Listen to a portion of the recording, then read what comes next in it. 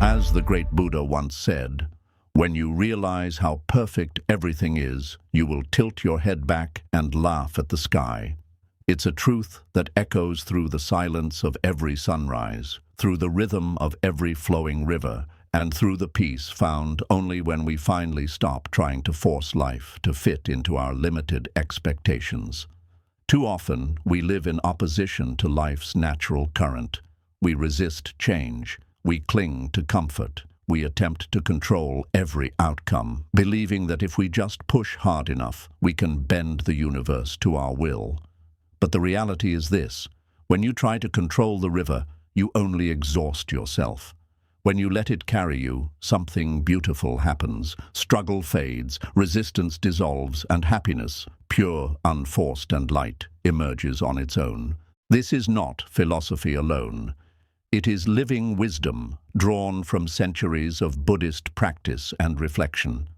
Today, I want to guide you through powerful lessons from Buddhist thought that teach you not how to force life to be easier, but how to align yourself with its natural flow, so that peace, joy, and freedom become not destinations you chase, but states of being that find you naturally. Let us journey inward together. 1. Let go of the rock.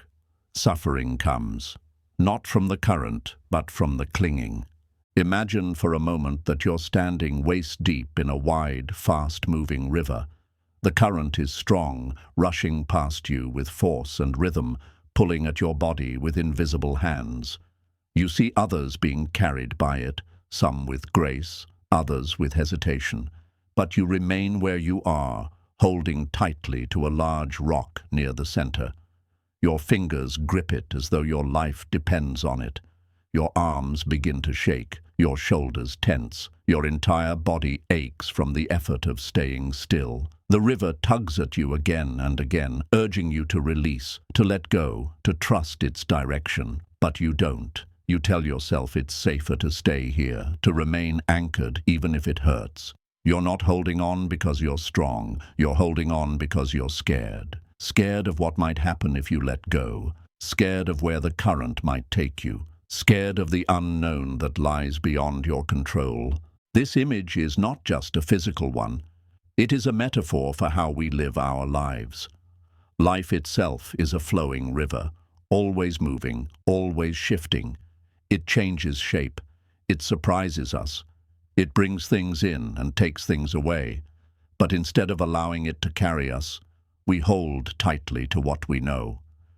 We cling to old identities that no longer fit us. We stay in relationships that make us feel small, not because they bring joy, but because they are familiar. We follow routines that have long lost their meaning. We replay memories, regrets, and stories about who we are and what should have been, and we call this safety. But what we're really doing is fighting the natural movement of life. We are resisting the current. Buddhist wisdom teaches that suffering isn't created by the river, it's created by the clinging. Pain comes not because life moves, but because we try so hard to stop it from moving. We fear letting go because we believe we will fall. But the truth is, the moment you release your grip, you don't fall, you float. The river supports you. The current carries you. You begin to feel what it means to be in harmony with something greater than your own limited control. Letting go does not mean giving up. It does not mean you stop caring. It means you stop forcing. It means you stop holding on so tightly to things, people, or outcomes that were never meant to be permanent. It means you trust that life knows how to flow, even when you don't understand its direction. It means you open your heart to the truth that everything changes, and in that change, something new is always being born. And in that surrender, when you finally unclench your fists, take a breath, and let the river carry you, something beautiful happens. The struggle begins to ease, the ache begins to fade, the noise in your mind quiets. You're no longer drowning in resistance. You're learning, at last, how to live with peace. Letting go is not weakness, it is wisdom. It is not the end of control, it is the beginning of trust. And in that space of trust, suffering begins to dissolve and a gentle, steady peace takes its place. You don't have to fight the river. You only have to remember that you were always meant to flow. 2. Flow begins with presence. Only here and now does life truly exist. In the quiet teachings of Buddhism, there is a deep and powerful truth that often gets lost in our busy, forward-driven lives. Peace is not something waiting for you in the future. It is something already here, quietly breathing beneath the noise of your thoughts. But to experience that peace, you must first come home to the present moment. Most of us live as if the present is not enough. Our minds drift constantly, reliving past conversations, regrets and what-ifs, or anxiously scanning the future for what might go wrong or how we might fix everything. Even when nothing is happening around us, our minds are full, busy constructing imaginary battles, comparing ourselves to others, planning the next thing, worrying about things we cannot control. And all the while, life, real life, is happening right now, in the space we are too distracted to notice. Buddhism teaches that the present moment is the only place where life actually exists. Everything else is a shadow. The past is a memory. The future is a concept. Only now is real. Only now is alive. But the mind resists this truth because the mind wants certainty, and the present offers none. It is open. It is unfolding. It cannot be shaped or predicted. But that is exactly what makes it sacred. When you learn to bring your full attention to the present, not just with your body, but with your awareness, you begin to sense something subtle and profound. You notice the sound of the wind brushing the leaves. You hear the rhythm of your own breath. You feel the warmth of the sun on your skin, not just as temperature, but as a kind of silent blessing. Even ordinary moments, a sip of tea, a kind smile, the stillness between words, start to glow with a sense of richness that you never saw before. This is the beginning of flow, because flow can only happen where your life and your awareness meet. And that point is always the present. When you are fully here, you are no longer thinking your way through life. You are living it directly. You are responding to what is real, not to what you fear or wish. You stop pushing against the current because you're finally in it. Mindfulness, in Buddhist practice, is not just about meditation. It's about remembering to return.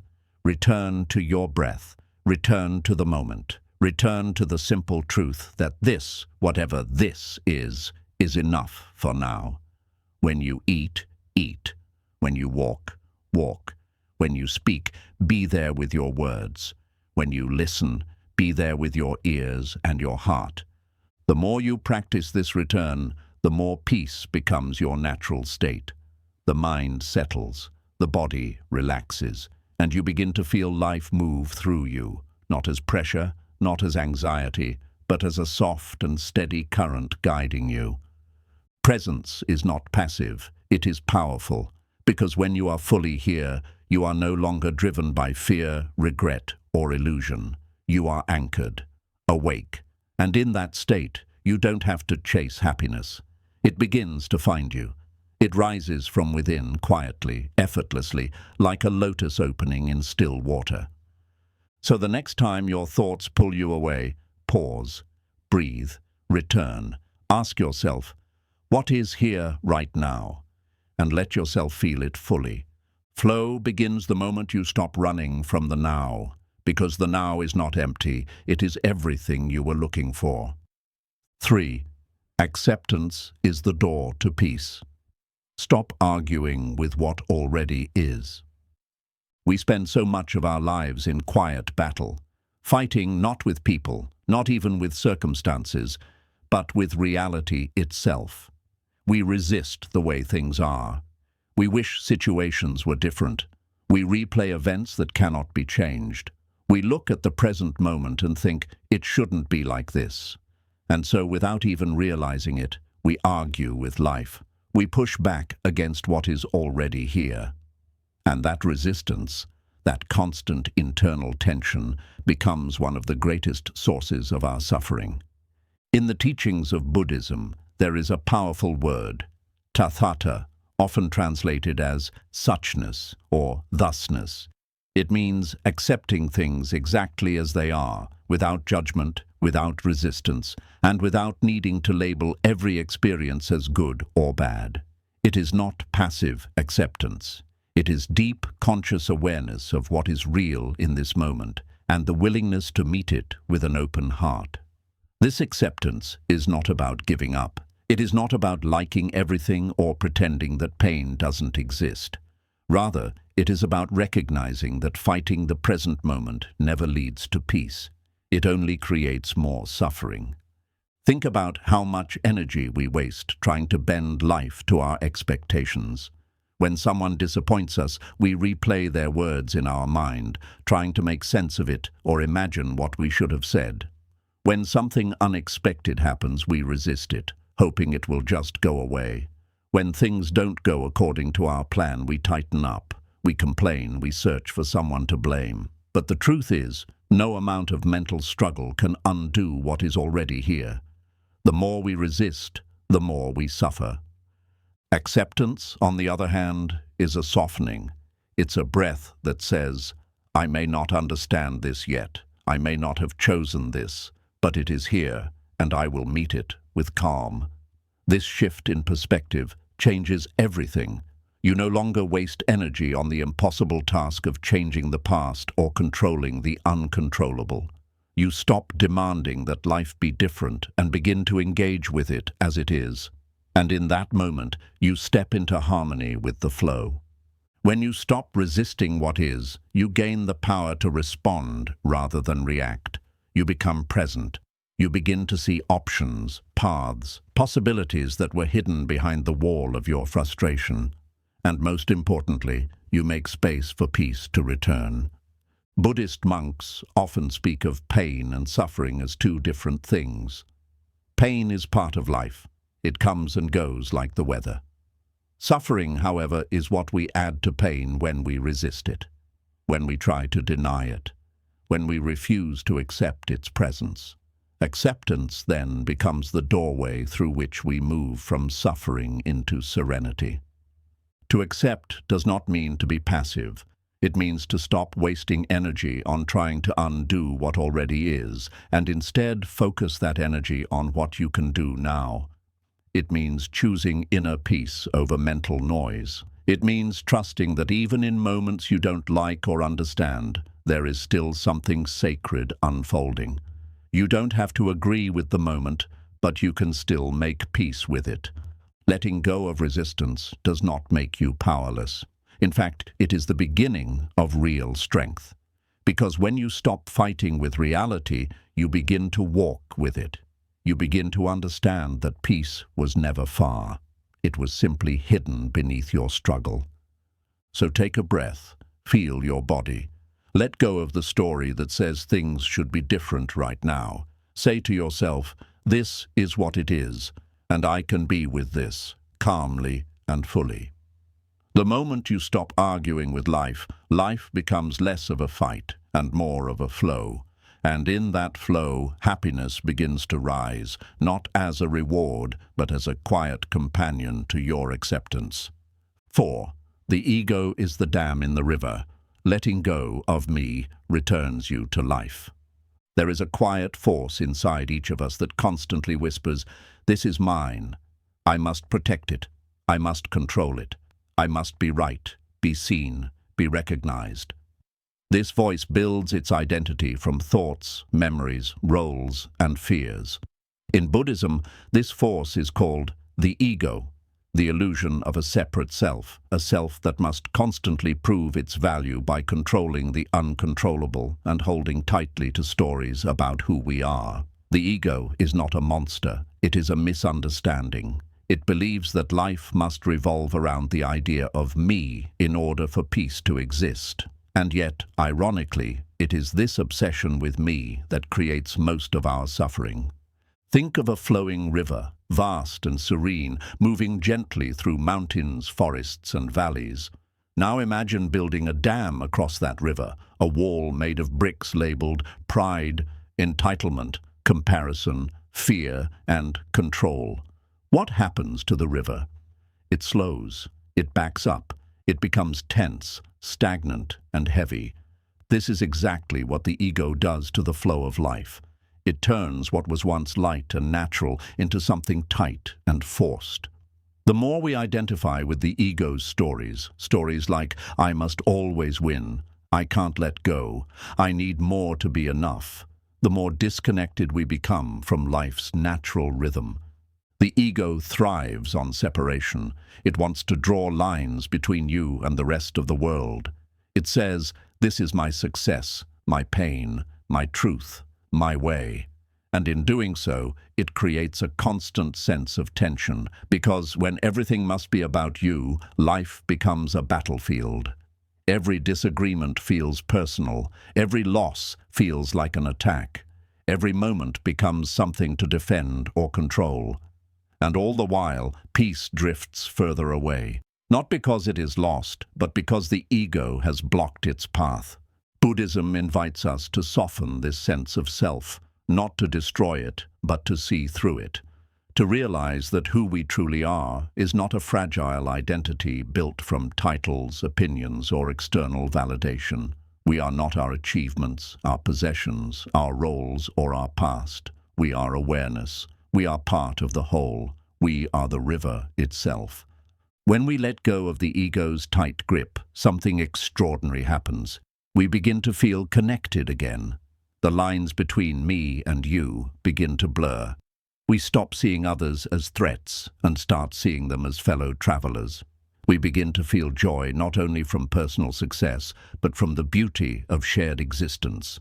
We become less reactive, less defensive, less driven by the need to control or win. Life becomes softer, not because it changes, but because our relationship to it does. Letting go of the ego is not about becoming passive or losing your individuality. It's about returning to your natural state of openness, humility, and compassion. It's about living from the heart rather than the armor. It's about remembering that you don't need to grasp or cling in order to matter. You don't need to be right all the time to be whole. You don't need to win every battle to be worthy of peace. When you drop the ego's need to be someone, you rediscover what it means to simply be. You begin to experience life not through the filters of fear and judgment, but through presence and simplicity. And in that state, you naturally align with the flow of existence. There's no need to force things anymore. There's no need to prove anything. The weight lifts, the dam cracks, and the river flows again. The Buddha often taught that liberation begins not by adding more to ourselves, but by releasing what is false. The ego is a structure we built to feel safe, but we are no longer that child who needed protection through pride or control. We are aware now, we are conscious, and in that awareness we can gently remove the walls and return to the river, free, open, and at peace. So the next time you feel tight, reactive, or overly concerned with how something affects your image, pause. Ask yourself, is this the voice of truth or the voice of ego? And if it's the latter, take a breath, release your grip, and remember, you are not a drop separated from the ocean. You are the ocean in motion. Flow doesn't require identity, it only requires presence. And peace does not bloom from ego. It blooms from letting go. 5. Trust the current, even when you don't know where it leads. There will come moments in your life, perhaps many, when everything feels uncertain, when the path ahead is foggy and no amount of planning or thinking seems to provide clarity. You may find yourself in situations where you don't understand why things are happening the way they are. Doors you hoped would open stay closed. People you trusted walk away. Plans you held with so much care fall apart without warning. In these moments, fear arises like a storm in the chest. The mind races, the heart tightens.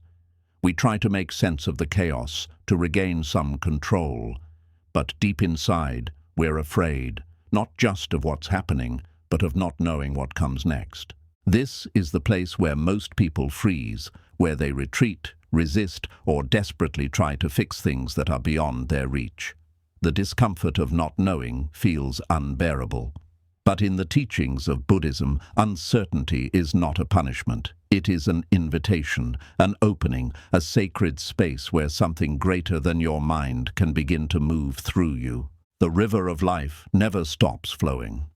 Sometimes it carries you through calm waters where everything makes sense.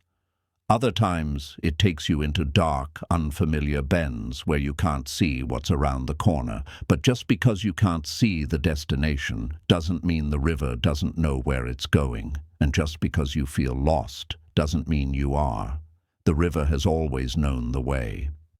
Trusting the current is one of the hardest spiritual lessons we face, because it requires us to surrender our need for control, our craving for certainty, and our habit of trying to force outcomes. It asks us to soften into the mystery, to believe, without evidence, that something good can still unfold, even when nothing looks the way we hoped. In Buddhist practice, there is a deep reverence for the unknown, not because it is easy, but because it is real. The unknown is where growth lives. It is where ego dissolves. It is where the illusion of control is broken and true faith is born. To trust the current is to say, even though I can't see the end of this journey, I will keep walking. Even though I don't know how this chapter ends, I will stay open. I will breathe. I will not collapse into fear. Life does not require you to know everything. It only asks you to show up with presence and openness, moment by moment. You are not expected to have all the answers. You are only asked to remain awake and willing, even in the discomfort. Sometimes not knowing is not a weakness, it is a kind of wisdom, because when we admit that we do not know, we become teachable. We create space for something beyond our understanding to shape us. There is a beauty that only the unknown can reveal. It humbles the ego. It breaks down the rigid expectations we hold, and it teaches us how to be patient, how to trust, how to stay soft even when life feels harsh. And most of all, it reminds us that we are not in control of the river, but we are always supported by it. Think of the lotus flower, a sacred symbol in Buddhism. It blooms in muddy water. Its roots are hidden in darkness, but it trusts the process of rising. It does not rush. It does not panic. It simply allows the water to carry it upward until it reaches the surface and opens in its own time. You too are being carried. You too are rising, though it may not feel like it now. When you surrender to the current, you don't become passive. You become aligned. You begin to sense when it's time to move and when it's time to rest. You begin to feel the rhythm of life moving through you, not as a force you must fight, but as a pulse you can follow. And in that surrender, something precious begins to emerge. Peace, not the peace that comes from having everything figured out, but the peace that comes from no longer needing to. Trust is not blind faith. It is a choice to believe that even in uncertainty, there is purpose. Even in darkness, there is direction. Even in endings, there is a path beginning. It is choosing to flow, not because you know where you're going, but because you trust that life does. So the next time you find yourself afraid of the unknown, take a breath. Feel your feet on the ground. Let your mind settle. And remind yourself, I may not know what comes next, but I am still being guided. I am still being carried. I am not lost. I am in transition. And that, too, is sacred. You don't need to see the entire river. You only need to trust the next step. And when you do, the current of life will carry you, not away from yourself, but deeper into who you truly are. Trust is not the end of the journey. It is how the journey becomes sacred. And in that sacredness, happiness arises, not from control, but from letting go. 5. Trust the current, even when you don't know where it leads. There are periods in life that arrive without warning, quiet, shapeless seasons of uncertainty that feel like standing at the edge of a vast ocean with no map, no compass, and no visible land in sight. These are the moments when the plans you built carefully begin to unravel without explanation. The things you were counting on suddenly shift. The relationships you believed would last seem to drift apart. The dreams you held close start to blur. And no matter how hard you try to piece things together, life doesn't give you the answers you long for. You are left floating in a space between what was and what will be, a place where clarity hasn't arrived yet, and the ground beneath your feet feels less like solid earth and more like moving water. It is here, in this unfamiliar stillness, where the mind begins to panic. It craves direction, certainty, control. It wants to know where the current is taking you, what the next chapter holds, how long the waiting will last. The mind begins to build stories, some hopeful, others terrifying, and in doing so, it often drags you deeper into fear, confusion, and resistance. You try to plan your way out, to think harder, to analyze every possible outcome. But the truth is, life in this moment cannot be controlled. It can only be trusted. And that is the most sacred and most difficult lesson of all. In Buddhism, trust is not blind optimism. It is not pretending that everything is fine when it clearly isn't. It is not forcing a smile or silencing your fears. True trust is something deeper. It is the quiet surrender of control. It is the moment you stop demanding to know everything and start opening yourself to the unfolding mystery of your path. It is an inner whisper that says, even though I cannot see the way, I will keep walking. Even though I do not understand this moment, I will stay open to its wisdom. The river of life is vast, ancient, and wise. It has seen countless seasons, carried infinite souls, and shaped countless destinies. It knows where it is going, even when we do not.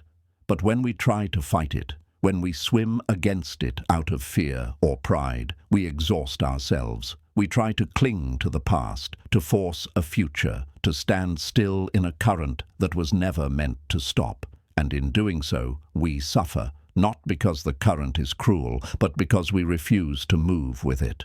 To trust the current is to recognize that life, even in its uncertainty, is not your enemy.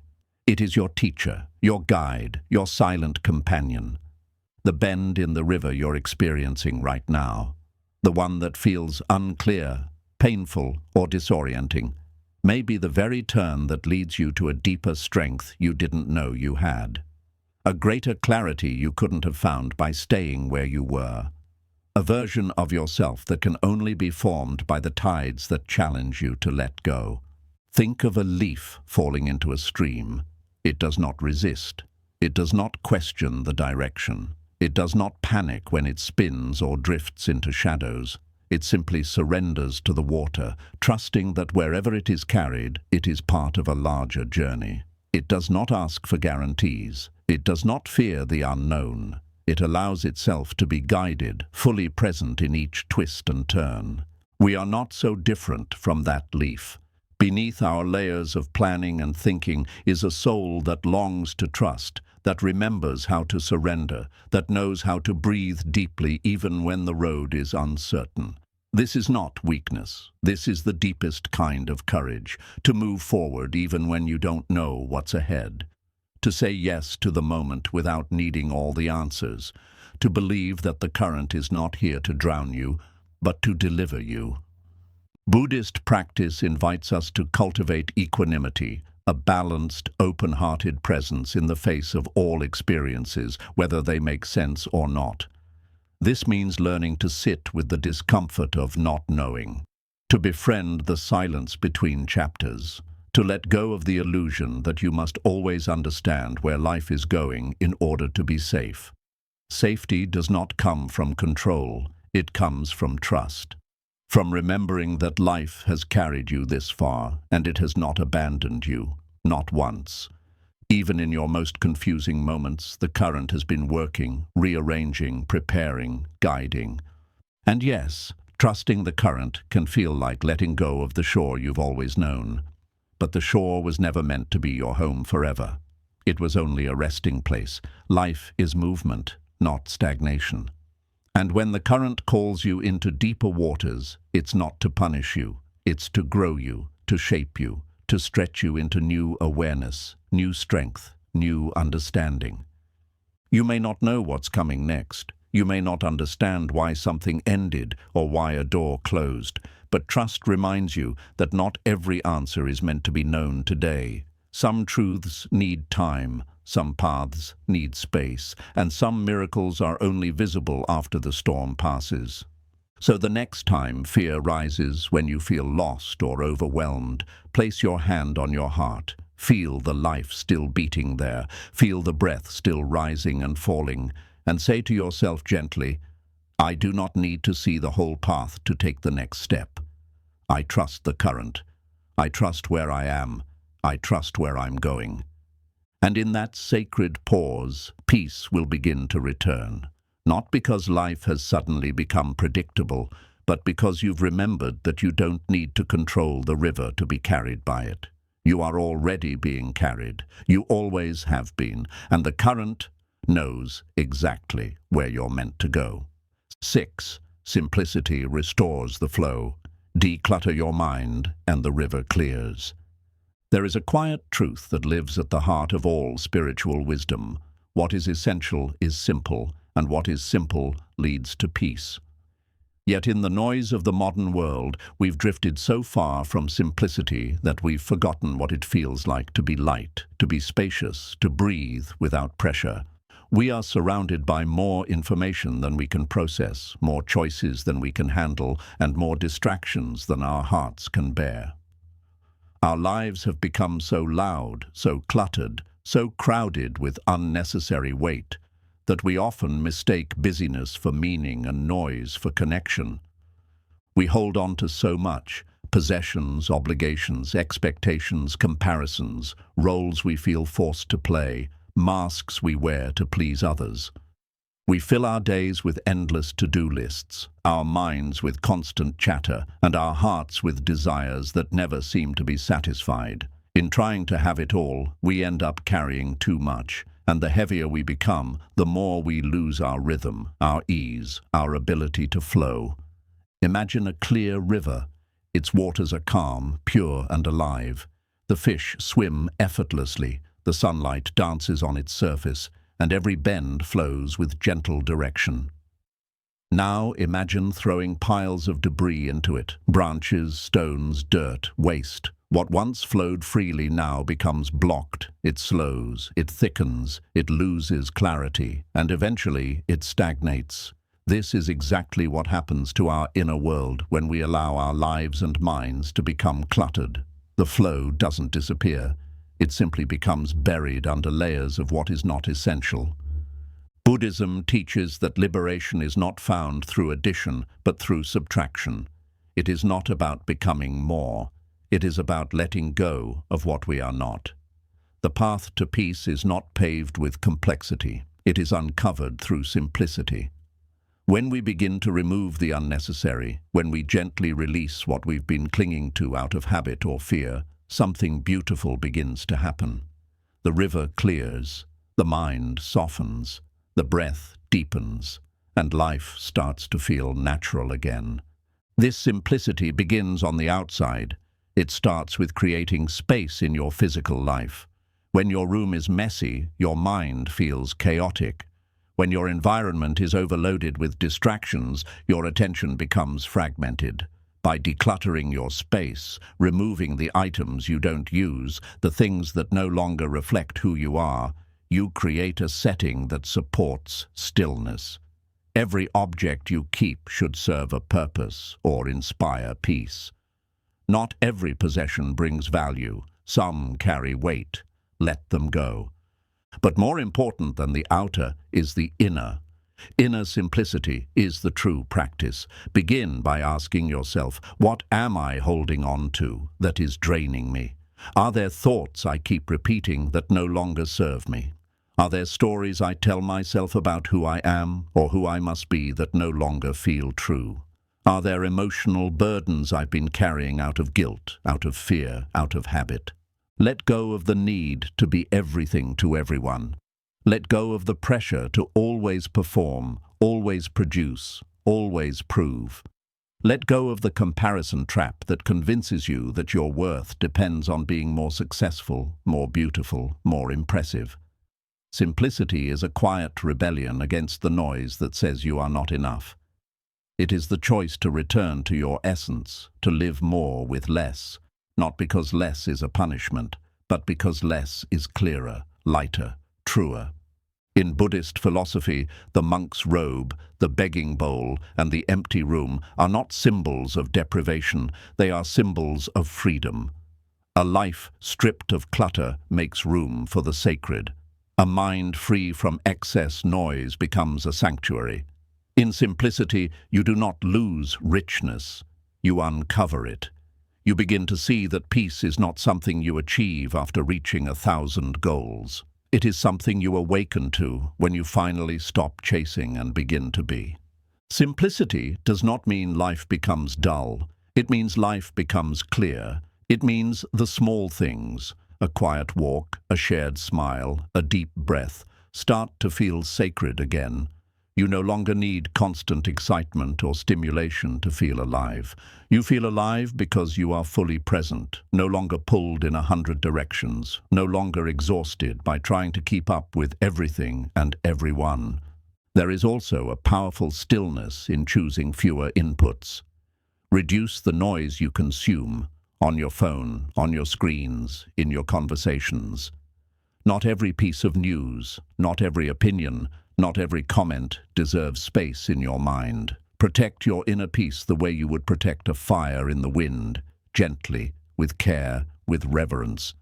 And perhaps most importantly, simplify your goals. In a world obsessed with having more, achieving more, becoming more, it takes courage to ask, what truly matters? What brings peace to my soul? What do I want to feel, not just what do I want to have?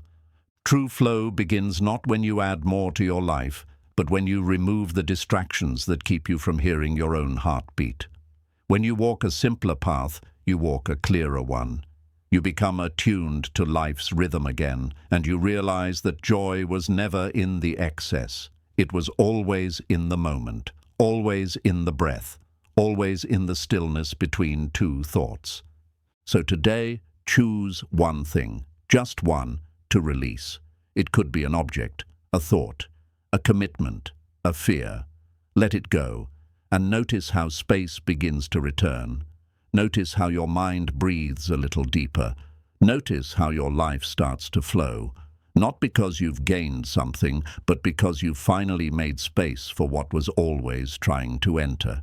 Peace. Simplicity is not lack, it is clarity, it is presence, it is truth. And when your life becomes simple, your soul becomes spacious, the river flows again, and happiness returns, not as a prize, but as your natural state, unforced, undemanding, effortless. 7. The river is your teacher. Every twist and turn holds wisdom. In the quiet of Buddhist monasteries and under the shade of ancient Bodhi trees, a truth is whispered from teacher to student, again and again, as if it's too sacred to be shouted. Every moment is a teacher. Every experience carries a lesson, and every twist in the river of life is shaping you, not breaking you. The world is not here to punish you. It is here to reveal you to yourself. But most of us do not see life this way. When things go wrong, we call it bad luck. When pain enters, we ask why we are being punished. When challenges arise, we treat them like intrusions to be avoided, not lessons to be understood. We wish for life to be smooth, predictable, easy, but the river does not flow in straight lines. It winds, it turns, it crashes into rocks and reshapes its own path, and it does not apologize for this. It knows something we've forgotten, that every bend, every obstacle, every unexpected detour is part of something greater, your awakening. We often believe that we learn most when things are going well, when the waters are calm. But the deepest lessons are hidden in the turbulence. In the moments when everything feels uncertain, when plans unravel, when your heart is broken open, that is when life is speaking to you in its rawest, most honest language. It is in those moments that you begin to ask questions that matter. Who am I without this role? What remains when everything else falls away? What does peace look like when nothing is going according to plan? Pain is not a punishment. It is a pointer. It directs your attention inward. It makes you pause. It breaks through your defenses and invites you to meet parts of yourself that you may have spent years avoiding. Suffering, when met with awareness, becomes sacred. Not because it feels good, but because it awakens what is real. It strips away the illusions. It humbles the ego. It deepens compassion. And slowly, it begins to shape a wiser, softer, and more grounded version of you. The Buddha did not promise a life free from suffering. In fact, he began his teachings by naming its existence.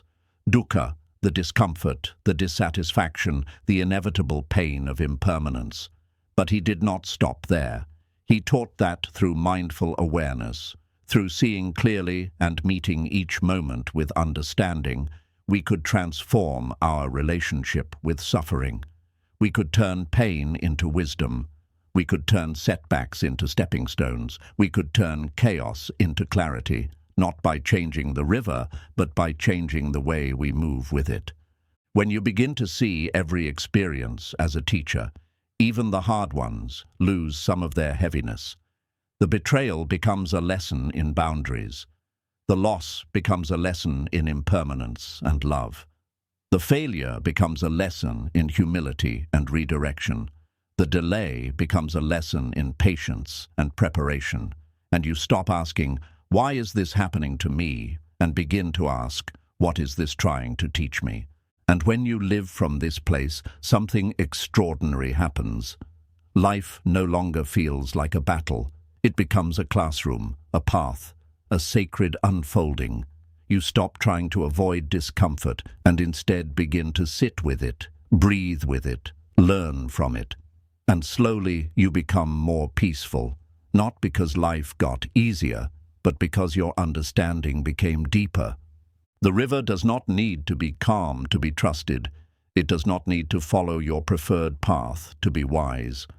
Sometimes it will carry you through still waters. Other times it will crash you into rocks to teach you how strong you are, and other times it will swirl you in confusion until you learn to let go of the need for answers. Every current has its lesson, every turn has its truth, every wave carries wisdom if you are willing to listen. Buddhism teaches that our practice is not about escaping life, it is about entering it fully, meeting it as it is, and bowing to its lessons with humility. When you begin to treat life like a sacred teacher, you become more patient. You stop needing immediate results. You start honoring the slow unfolding of your own journey, and you learn to trust that even the moments that feel like detours may actually be the most direct path to your awakening. You will look back someday at the times that broke you and see them differently. You will realize they were never breaking you. They were reshaping you, peeling away what you didn't need, revealing strength you didn't know you had. The pain, the silence, the waiting, the uncertainty, it was all preparing you for the life you were meant to live. So if you are in a hard season now, let this be your reminder. You are not being punished. You are being prepared. You are not off course. You are on the deeper path. The one that doesn't just give you what you want, but gives you what you need in order to grow. Let the river teach you. Let the storms shape you. Let the silence show you what is essential. Let the pain carve wisdom into your bones. And most of all, trust that even when you don't understand the lesson is still working through you. Every twist and turn in the river of life is sacred. Every experience, welcome or not, holds the potential to awaken something in you that comfort never could. Be open, be willing, be soft enough to learn and strong enough to continue. Because in the end, the river is not just taking you somewhere, it is making you someone. And that someone is wiser, more grounded, more compassionate, and more aligned with the rhythm of the universe than you have ever been before. 8. the wisdom of waiting. Flow means trusting the timing, not just the direction. In a world that moves fast, that praises hustle, urgency, and instant gratification, waiting has come to feel like weakness. We are conditioned to believe that if something doesn't happen immediately, it means we are doing something wrong, that if our plans are delayed, we've failed, that if answers do not come quickly, then perhaps there are no answers at all. But life, in its deepest and wisest form, does not follow human deadlines. The river flows not on your schedule, but on its own ancient rhythm, and the wisdom it brings often arrives not when we demand it, but when we are finally ready to receive it. In Buddhism, patience is not simply the ability to wait. It is the ability to remain present, open, and peaceful while waiting. It is not passive. It is an active, alive state of awareness in which you meet time not as an enemy, but as a teacher. It is the quiet understanding that growth is happening even when nothing seems to be changing on the surface. It is the soft, spacious truth that life unfolds exactly as it must, and no faster than your soul is prepared for. Imagine planting a seed. You place it gently into the earth. You water it, you nourish it, and then you wait. You do not scream at the seed to grow faster. You do not dig it up in frustration when nothing appears after one day. You trust that beneath the soil, unseen work is being done. The roots are forming. The essence is preparing. The future flower is already becoming. The delay is not denial, it is preparation. And yet, we do not offer ourselves the same grace. We plant intentions and expect immediate blossoms. We begin a healing journey and expect to feel better instantly. We take a step toward a dream and become discouraged when progress is not visible by morning. But life, like nature, moves in cycles and seasons. There are times to act and times to wait, times to grow and times to be still, times to bloom and times to root. True flow requires that we surrender not just to life's direction, but to life's timing. When we are impatient, we suffer, not because life is unkind, but because we are demanding that it move in ways that match our expectations, not our readiness. And often, when we do not get what we want right away, we begin to believe something is wrong. But sometimes the waiting is the healing. The pause is the medicine. The stillness is the space where transformation is quietly taking shape, beyond the reach of the thinking mind. Buddhism teaches that much of our suffering arises from attachment to outcome and impatience with the present. We become so focused on what should be happening, where we should already be, how far along we think we're supposed to be, that we miss what is actually happening right now. We become blind to the subtle growth unfolding within us. We become deaf to the soft whispers of wisdom that only speak in stillness. To wait with presence is a sacred act. It requires a heart strong enough to sit in uncertainty without collapsing into despair. It requires a mind calm enough to resist the need to force, fix, or flee. It requires a soul grounded enough to know that nothing in the universe blooms before its time, not the lotus, not the moon, not your healing, not your purpose, not your peace. There is a deep intelligence at work in your life. You may not always understand it. You may not always see the reasons why things take the time they do. But know this. Life is not punishing you when it asks you to wait. It is refining you. It is preparing the conditions. It is building strength where you cannot see it. It is removing what must be removed and aligning what must be aligned before the next step can appear. Rushing would only lead you to a version of your path that is not yet ready, or worse, to a version of yourself that is not yet whole. Think of the river again. Sometimes it rushes fast and fierce. Sometimes it slows into still pools, quiet and reflective. The water never questions its pace. It does not resist the rocks or force its way around the bends. It simply flows. It trusts. It honors both speed and slowness as part of the same journey. You too must learn to honor the rhythm of your own life. Not everything must happen quickly to be meaningful. Not every chapter must be fast-paced to be sacred. Waiting becomes beautiful when you stop filling it with frustration and begin filling it with presence, with breath, with prayer, with soft attention to what is here, right now. Use the pause not to panic, but to listen, not to despair, but to rest. Let it be a cocoon, not a cage. Let it be a sacred stretch of time where your soul catches up to your desires, where your wisdom deepens, and where your readiness is gently ripening. Buddhist monks often speak of the noble silence, a practice of holding space without rushing to speak or act. This silence is not emptiness, it is fullness in disguise. It is where clarity gathers, like dew on grass before dawn. It is where peace is restored, not by solving the moment, but by surrendering to it.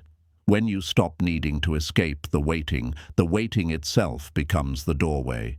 So, if life has slowed you down, if answers are not yet clear, if the path ahead feels quiet and paused, do not assume you are stuck. You are not stuck. You are steeping.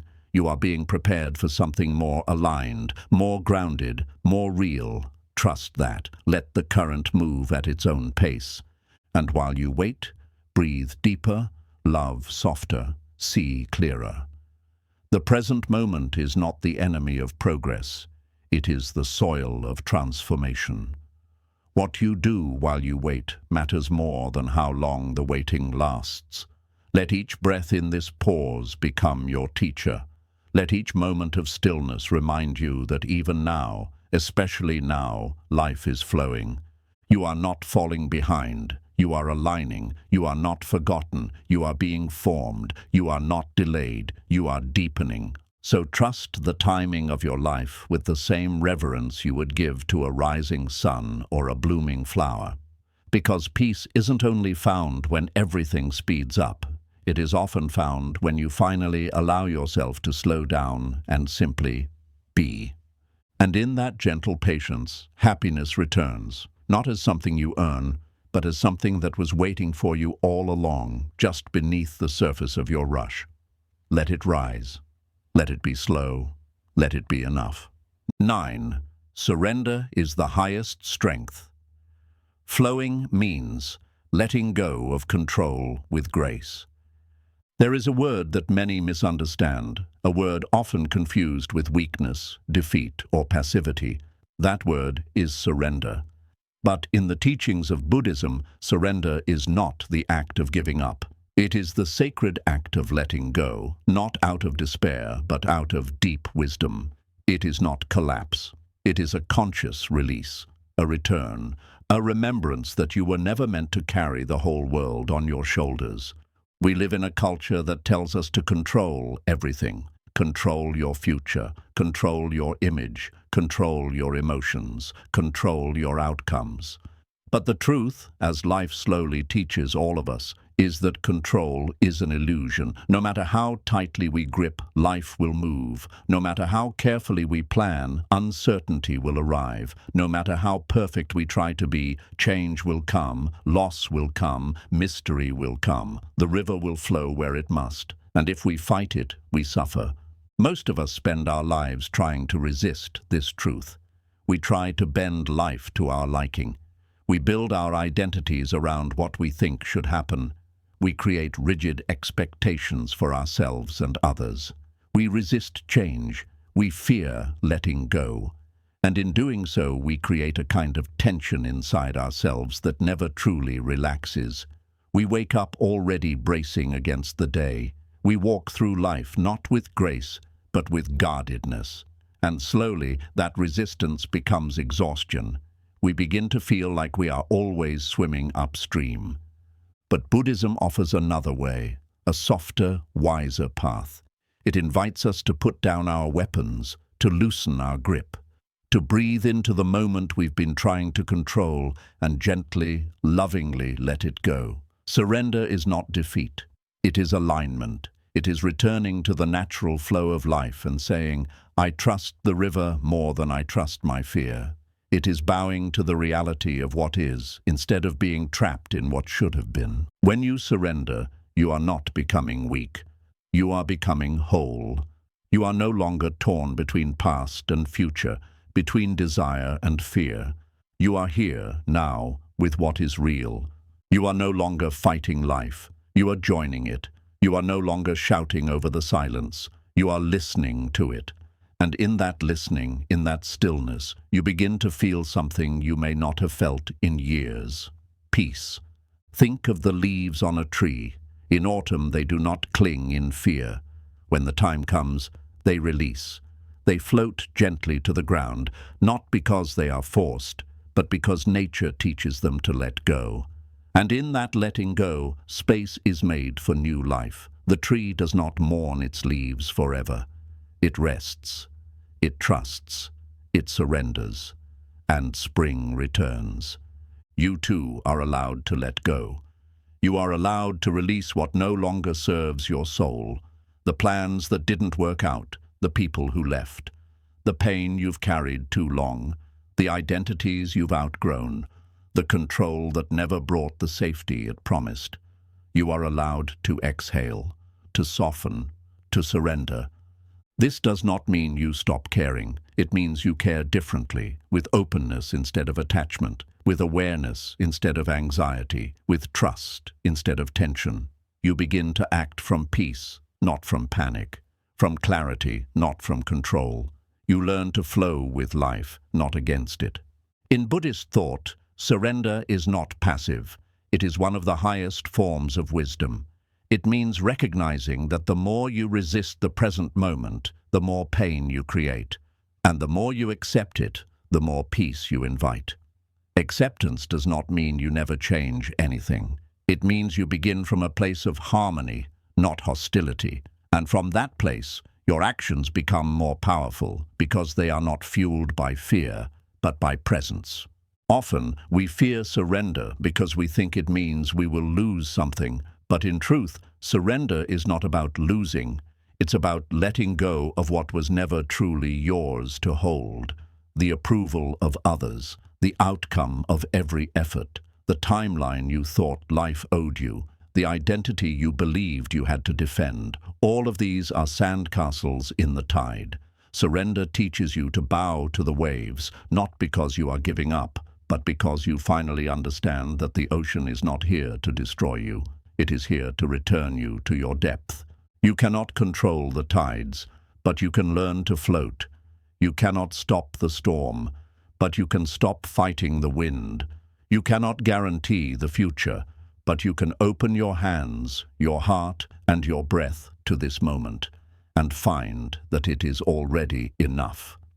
Surrender is a daily practice. It is not a single act. It is waking up each morning and saying, I will show up, I will do my part, and then I will let life move as it must.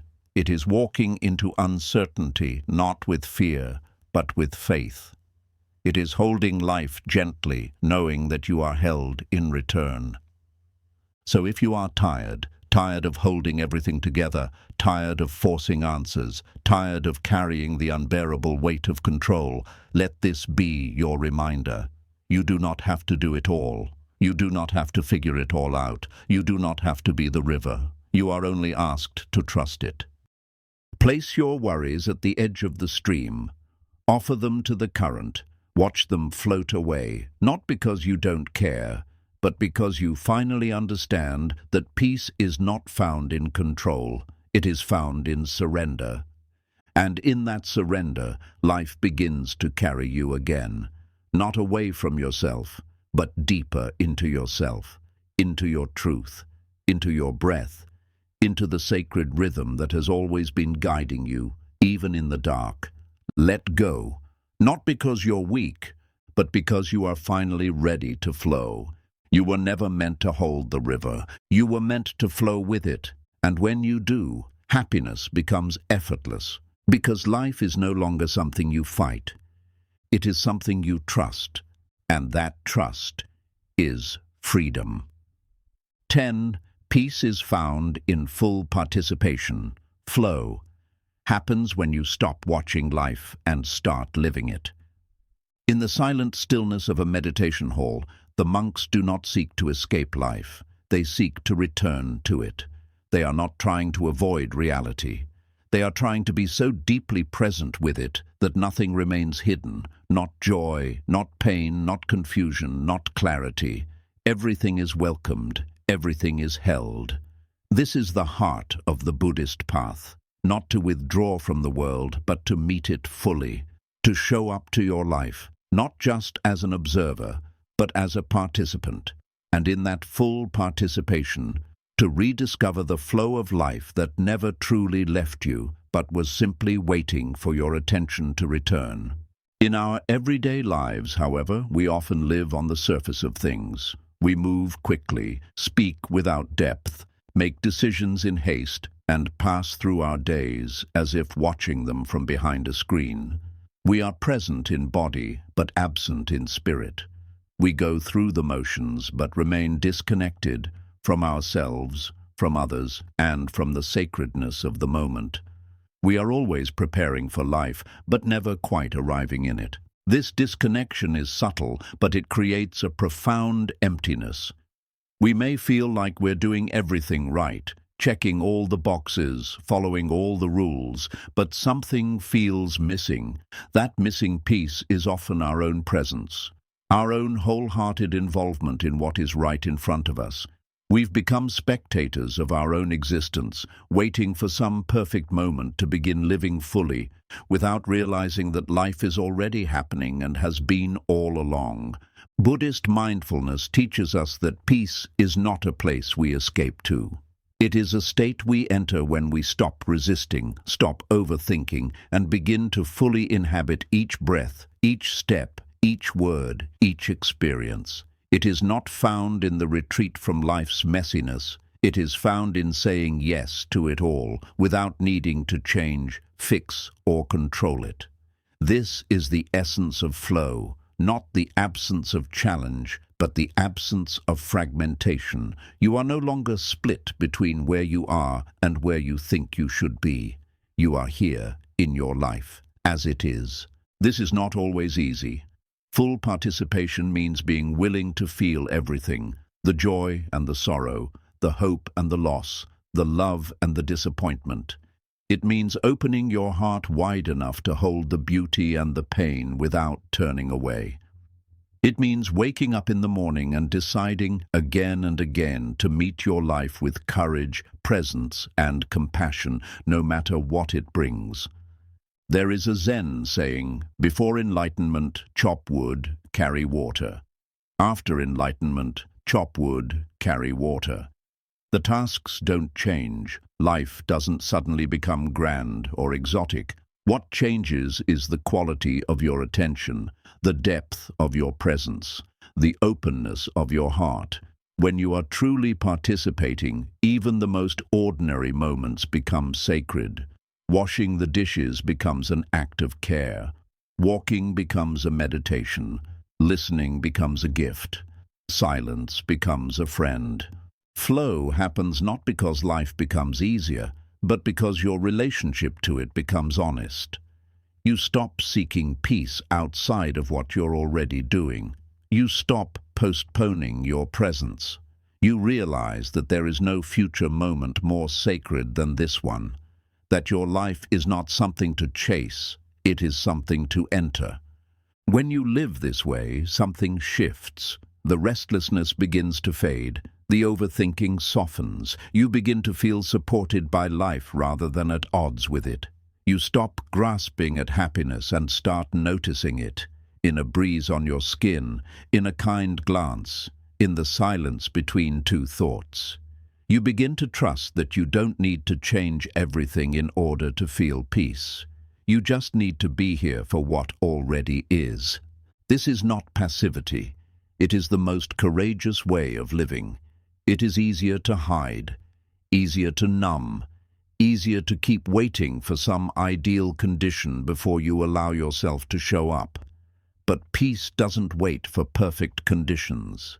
It arises when you stop postponing your life and begin to live it with sincerity, presence, and trust. Ask yourself, am I living my life or merely watching it?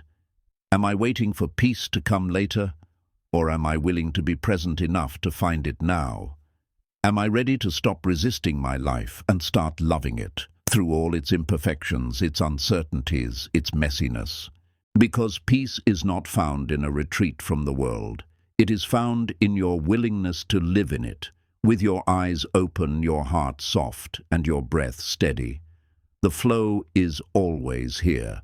It does not need to be created. It only needs to be entered. And you enter it not by running from life, but by walking directly into it, one mindful step at a time. So participate fully, be in your life, not on the edge of it. Make every moment a meeting, every breath a doorway, every difficulty a lesson, every joy a blessing. Be brave enough to feel, be humble enough to stay, be open enough to receive what life is already offering you.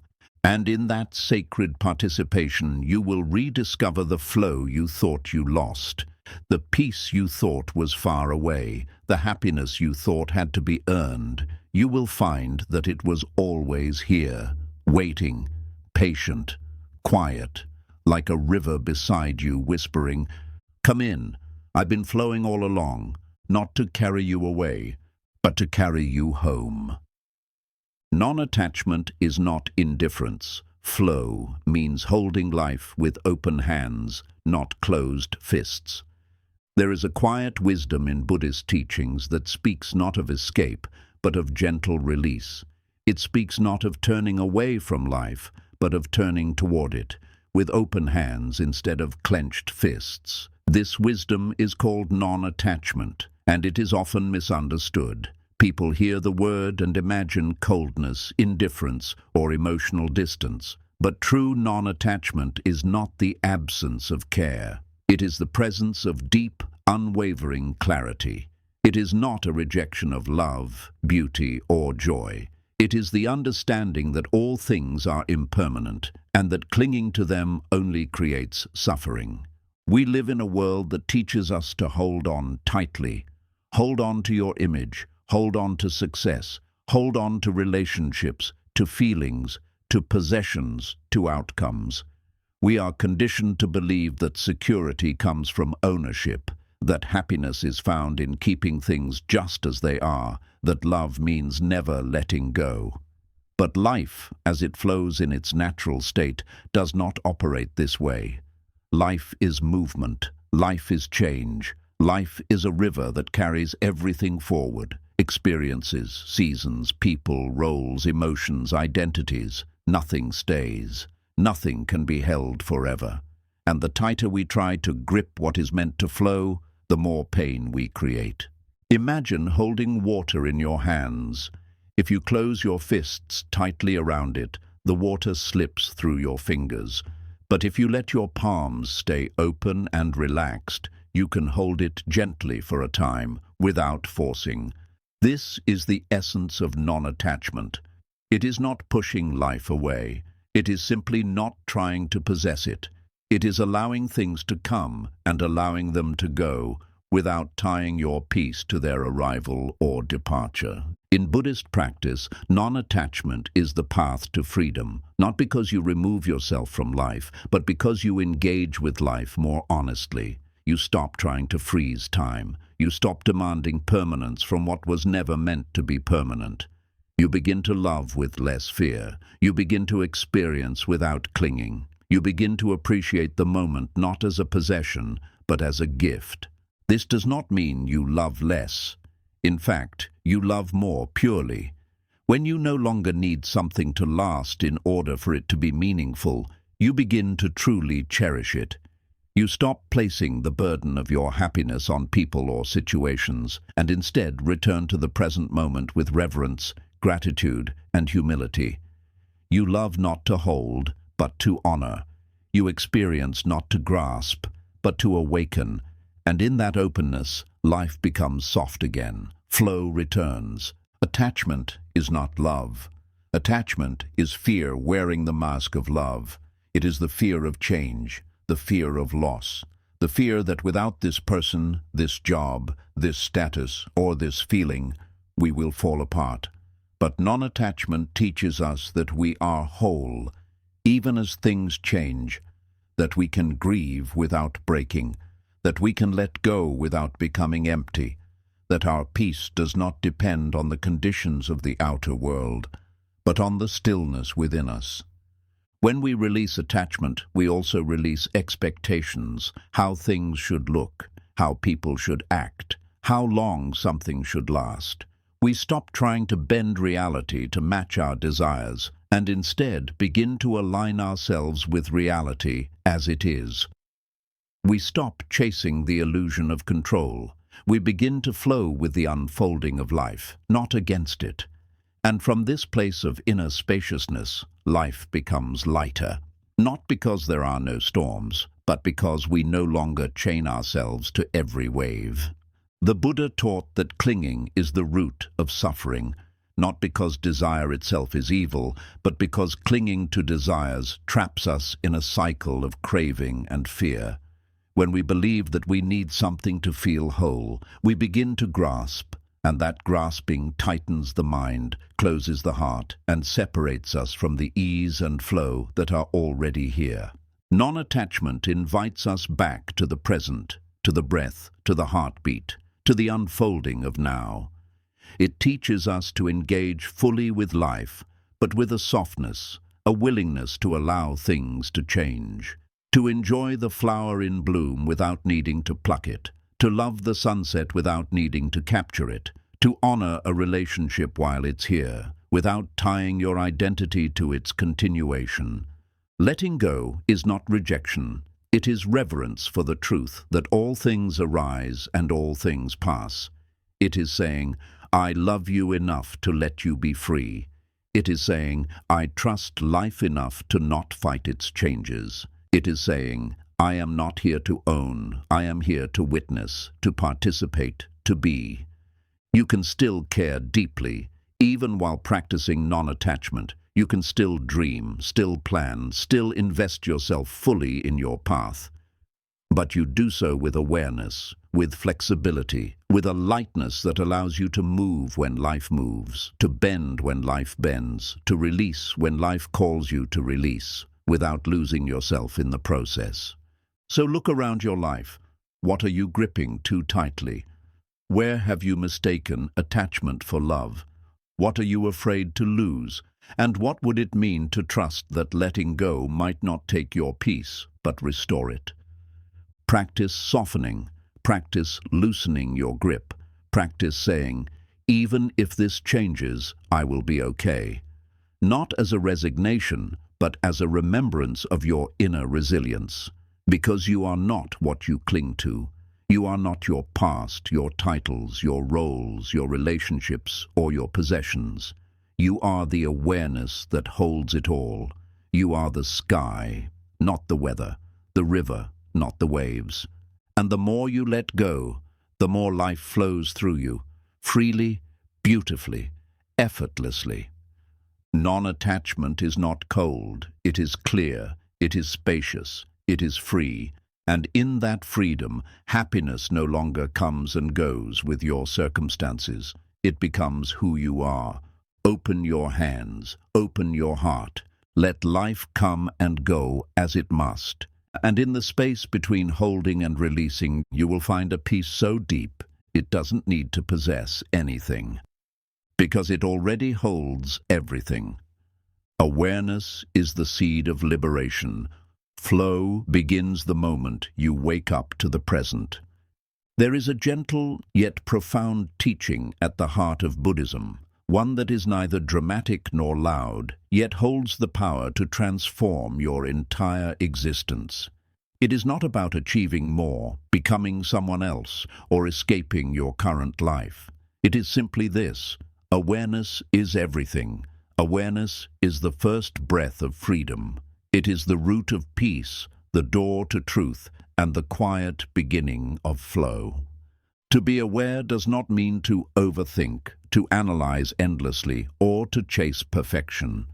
It means to wake up, to open your inner eyes, to become fully conscious of what is happening within you and around you in this very moment. Not just with your mind, but with your whole being, with your body, your breath, your senses, your stillness. Most of us walk through life half asleep. We are physically here, but mentally elsewhere. We carry on conversations while thinking about our to-do lists. We eat without tasting, walk without noticing, breathe without feeling. We replay the past and rehearse the future, but rarely arrive in the now. And so we live in a blur of tasks, thoughts, and moments we barely touch. We suffer not because life is cruel, but because we are absent from the only place peace can truly be found, the present moment. Buddhist wisdom teaches that all suffering begins with unconsciousness.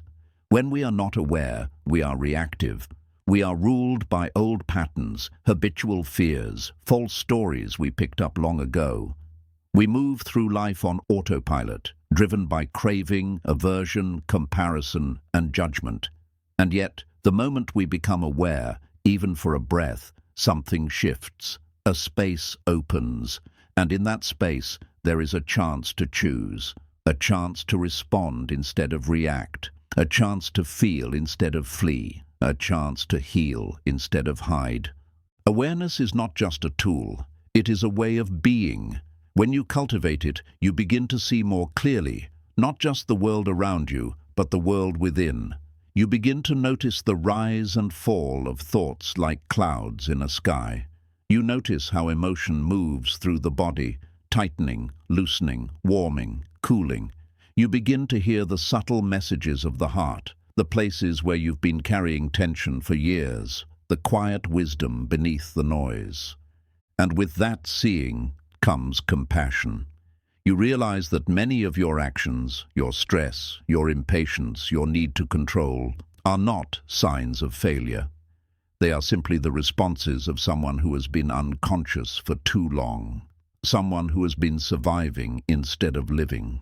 You begin to soften, not because you give up, but because you finally give in to the truth of who you are and what you feel, here and now. This is the beginning of flow. Not a dramatic breakthrough, but a gentle re-entry into your life. A reconnection to the breath, a return to the body, a noticing of the wind on your skin, the sound of your own footsteps, the weight of your thoughts, and the quiet choice to let some of them go. Awareness brings you back into harmony with life's rhythm. You no longer push against the moment or try to force it into a shape.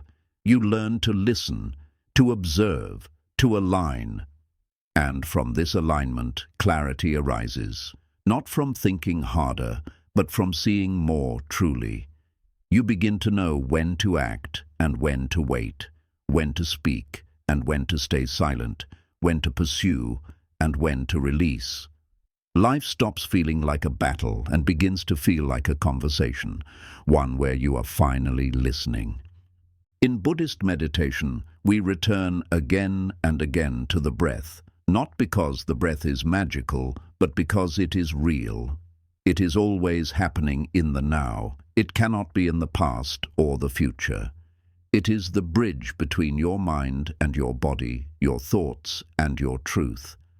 To follow the breath is to follow life itself, and the more you bring your awareness to it, the more grounded you become, the more centered, the more peaceful. But awareness is not just for the cushion, it is for every moment.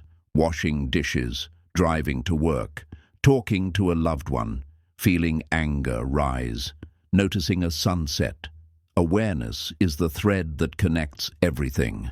It is the presence that turns routine into ritual, noise into music, reaction into choice. And the more you practice it, the more you realize awareness does not judge. It does not force. It does not cling or push away. It simply sees. And that seeing, gentle, compassionate, awake, is enough to begin healing, enough to begin releasing, enough to begin remembering who you were before the world taught you to rush, to numb, to fear, to forget.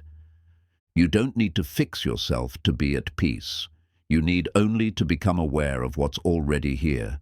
You don't need to escape your life. You need only to return to it, one breath, one moment, one sacred noticing at a time. Awareness is the seed, it is the soil, it is the sun, it is the rain. Everything grows from it, everything flows from it. Without awareness, we are blind to our own patterns. With awareness, we become free. So pause, right now, feel your body, hear the sounds around you. Notice your breath without changing it. You are here, you are aware. This is the beginning, this is the way. And as you practice returning again and again, you will find that peace is not a distant prize. It is a quiet companion. Flow is not something you earn. It is something you remember.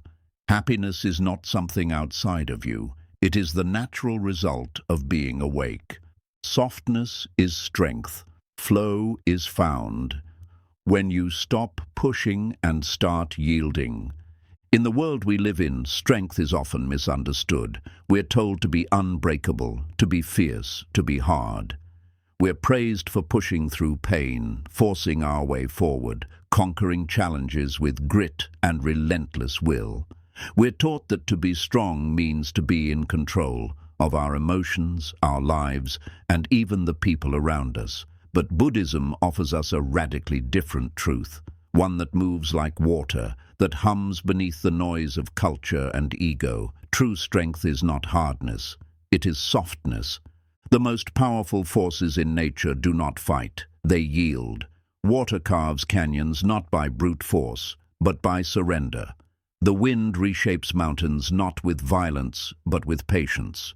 The bamboo survives the storm because it bends. It does not break. And so too must we learn that the path to inner power is not through resistance, but through flow. Not through tension, but through release. Not through tightening our fists, but through opening our hands. Softness is not weakness. In fact, softness is what allows you to stay connected, to feel, to respond, to adapt. A hard mind may resist pain, but a soft mind can hold it without breaking. A hardened heart may seem impenetrable, but it is also incapable of love. A rigid way of living may give the illusion of control, but it cracks the moment life changes, and life always changes. To be soft is to be strong in the way the earth is strong, able to absorb, to shift, to evolve. We often confuse collapse with softness, but they are not the same. Collapse is giving up. Softness is giving in to what is. Collapse comes from exhaustion. Softness comes from wisdom. It takes tremendous courage to remain soft in a world that tries to harden you, to keep your heart open after betrayal, to stay gentle in the face of aggression, to remain kind when you are hurting. This is not fragility. This is mastery. When we push constantly, push against our feelings, push against people, push against time, we lose connection with the natural rhythm of life. Flow is not found in domination. Flow is found when you begin to move with life instead of against it, to notice its subtle cues, to trust its timing, to listen instead of control, to respond instead of react. And that is only possible when we let go of the armor we've been taught to wear. In Buddhist thought, compassion is one of the highest forms of strength, and compassion can only exist in softness. The Buddha himself was not a conqueror of others. He was a master of his own mind. And he taught not through force or fear, but through presence, kindness, and deep, spacious understanding. He did not shout, he listened, he did not judge, he observed. And in that sacred stillness, he transformed the world, one gentle truth at a time. Softness is also the foundation of healing. When you are harsh with yourself, when you demand perfection, when you meet every flaw with criticism, you create inner war. But when you meet yourself with softness, with tenderness, with patience, you begin to unravel the knots. You begin to breathe again. You begin to trust yourself again. And slowly, peace becomes possible. Not because you've fixed everything, but because you've stopped fighting everything. Think of the lotus flower, one of the most revered symbols in Buddhism. It grows in muddy water, rooted in darkness, yet it rises gently, slowly, softly into the light. It does not force its way upward. It follows the natural pull of life, and in doing so, it becomes something exquisite, not by fighting the mud, but by growing through it. Your softness is your lotus. It is your quiet path through difficulty. It is your way back to yourself. You don't have to prove your worth through hardness. You don't have to hide your emotions to be respected. You don't have to pretend you are unaffected by the world to be safe in it. True flow happens when you begin to trust your softness as a guide, not a flaw. And this applies to how we treat others too. When you lead with softness, you stop needing to win every argument. You stop needing to dominate every conversation. You stop needing to be right all the time. Instead, you begin to listen, not just with your ears, but with your heart. You begin to understand what people truly need, not just on the surface, but beneath their pain. And in that space of compassion, real connection becomes possible. To be soft in a hard world is a revolutionary act. It means walking through life as a presence of peace, not a force of pressure. It means choosing to slow down when the world tells you to rush. It means responding with patience when others explode in anger.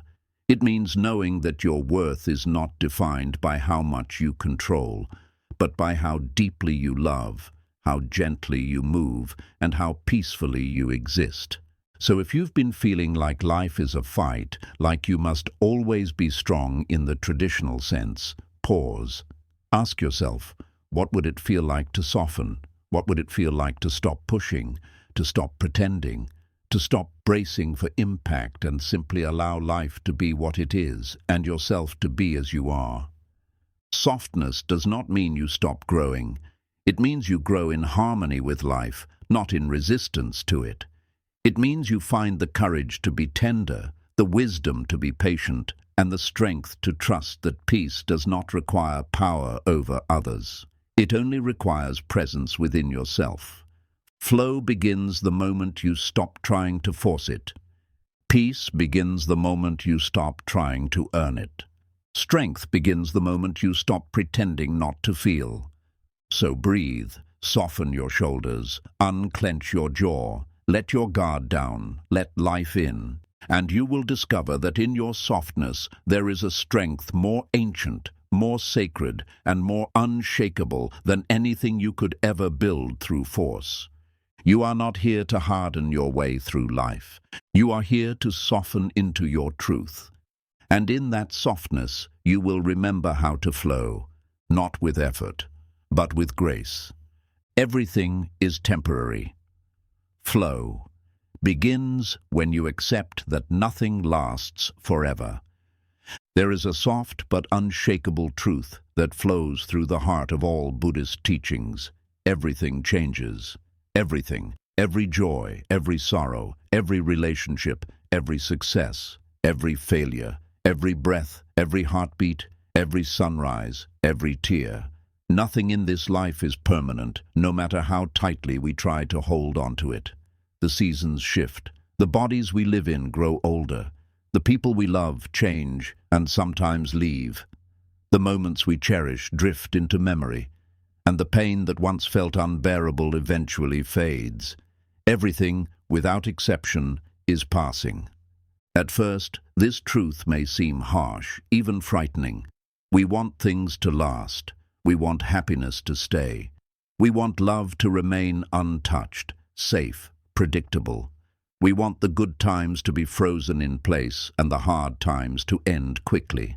But life does not obey our longing.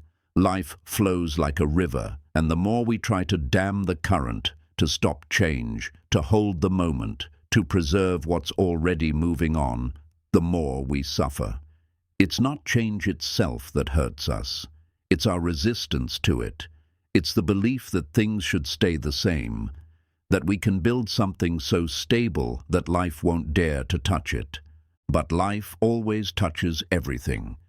That is its nature, not to destroy, but to move, to evolve, to dance in cycles, to give and to take. And Buddhism teaches us that peace does not come from stopping this dance. It comes from learning how to move with it. It comes from surrendering to the flow of impermanence, and in that surrender, discovering the incredible beauty of each fleeting moment. When you accept that everything is temporary, you begin to experience life differently. You stop taking things for granted. You look into someone's eyes and really see them, because you know this exact moment will never come again. You savor your tea a little longer. You hug a little tighter. You speak more gently. You laugh more freely. You cry more honestly. Why? Because you're no longer waiting for life to become permanent. You're allowing yourself to be fully present while it's here. Impermanence is not a punishment. It is a reminder, a teacher.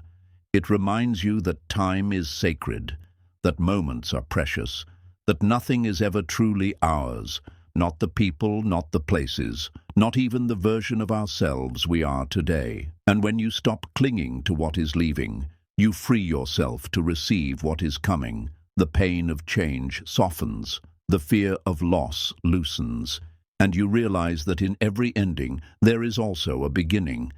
Think of the sky. It does not resist the clouds when they come. It does not hold onto the sun when it sets. It makes space. For the wind, for the storm, for the stars. It remains open. It allows everything. And because it allows, it is never broken by change. You too can be like the sky, not hardened by life's transitions, but softened by them, not shattered by what leaves, but shaped by what arrives next. In Buddhist thought, the principle of anicca, or impermanence, is one of the three marks of existence. It is not a belief, it is an observable truth. Everything you have ever experienced has passed. Every mood, every conversation, every victory, every wound. They came, they stayed for a while, and then they went, and so will everything else. This truth, when deeply understood, becomes not a source of fear, but a path to freedom. You no longer need to hold so tightly. You no longer need to fear letting go. Because now you understand that you were never meant to keep anything. You were meant to experience it, to learn from it, to grow with it, to appreciate it, and then to let it move on so that you could meet what's next with open hands. When grief comes, impermanence reminds you, this too will pass. When joy comes, it whispers, be present. It won't last forever, but that's what makes it beautiful. When fear comes, it says, don't run. This feeling is a wave, not a wall. Let it rise, let it fall. You are more than your moments. You are the awareness watching them rise and dissolve. And there is peace in that watching, in the knowing that you don't have to cling. You don't have to force anything to stay. The people meant for your journey will stay while it's right, and leave when their chapter ends. The feelings that overwhelm you now will one day be memories. The confusion you feel today will be clarity tomorrow. The pain that bends you will one day be the softness that helps you hold others in their own pain. There is a quiet strength that comes when you begin to trust impermanence, not as an enemy, but as the rhythm of life itself. You stop drowning in the fear of change. You stop trying to build castles out of clouds. Instead, you begin to walk lightly. You begin to speak kindly. You begin to release more quickly, not because you're careless, but because you've become wise. You've learned that nothing you love is truly lost. It is simply transformed. You begin to realize that the river does not lose the water that flows away. It simply makes space for the new. The tree does not mourn each falling leaf. It trusts the process. The moon does not resist its own phases. And the heart, when it learns to trust impermanence, begins to beat with less fear and more love. Less attachment, more presence. So ask yourself now, what am I clinging to that is already changing? What am I afraid to release, even though it no longer fits? What have I not fully appreciated because I assumed it would always be here? Let go, not with bitterness, but with blessing. Let life move through you, not around you. Let your heart become a sanctuary for everything that comes and everything that goes. Love fully, knowing that love is not defined by how long it lasts, but by how deeply it is felt while it is here. Because when you truly understand that everything is temporary, you stop waiting for perfect conditions. You stop needing guarantees. You begin to live, not later, not someday, but now, fully, softly, completely. And in that full, honest embrace of impermanence, you will find something unexpected. Not fear, but freedom. Not loss, but peace. Not emptiness, but the deep, sacred joy of knowing that every moment matters because none of them last forever. You are not your thoughts. Flow begins when you observe the mind instead of becoming it. Inside each of us, there is a constant voice. It narrates, it analyzes, it judges, it questions. It remembers what happened yesterday and imagines what could go wrong tomorrow. It tells you who you are, what others think of you, what you should have said, and why you should be worried. This voice is always speaking, always shaping reality through the lens of thought. And for most of us, it is the loudest voice we know.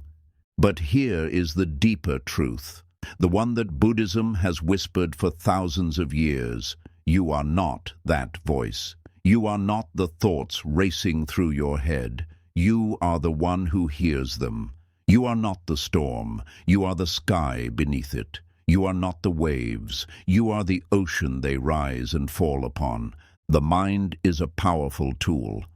But when it is left unchecked, when it becomes your master instead of your servant, it leads to endless suffering.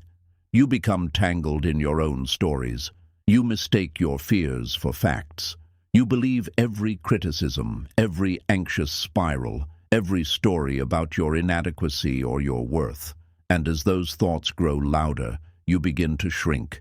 Your world tightens, your joy dims, your flow disappears, not because life is broken, but because your relationship to thought has become unconscious.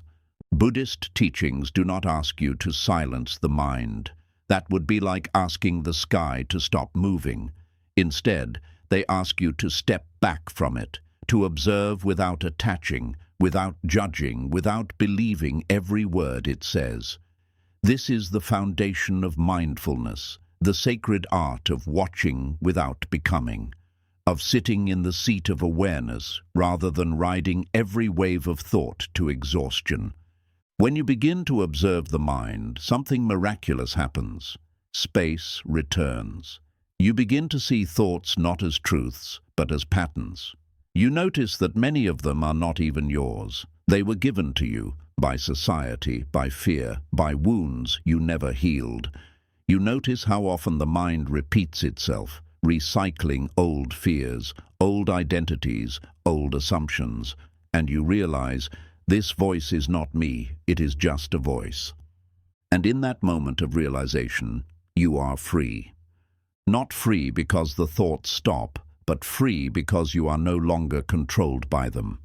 You can witness fear without obeying it. You can watch anger rise and choose not to react. You can feel insecurity without being swallowed by it. You become like the mountain, steady, unmoved, even as the winds of thought pass through you. Flow returns not because the mind becomes silent, but because you stop resisting it. You stop believing that every thought needs a response, that every emotion needs a solution. You learn to sit, to breathe, to simply notice. And in that noticing, your awareness deepens, your presence strengthens, your peace expands.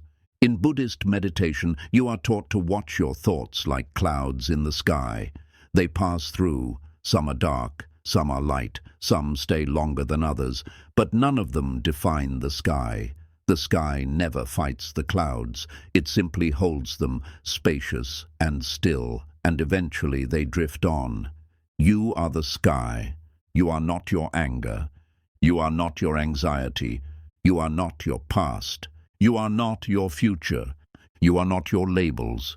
You are not even your beliefs. You are the awareness that sees all of it. And the more you come back to this awareness, the more you realize how peaceful it is, how still, how untouched. Beneath all the noise, all the chaos, all the mental chatter, there is a quiet place inside you, a place that is not confused, not afraid, not restless, just here, just breathing, just being.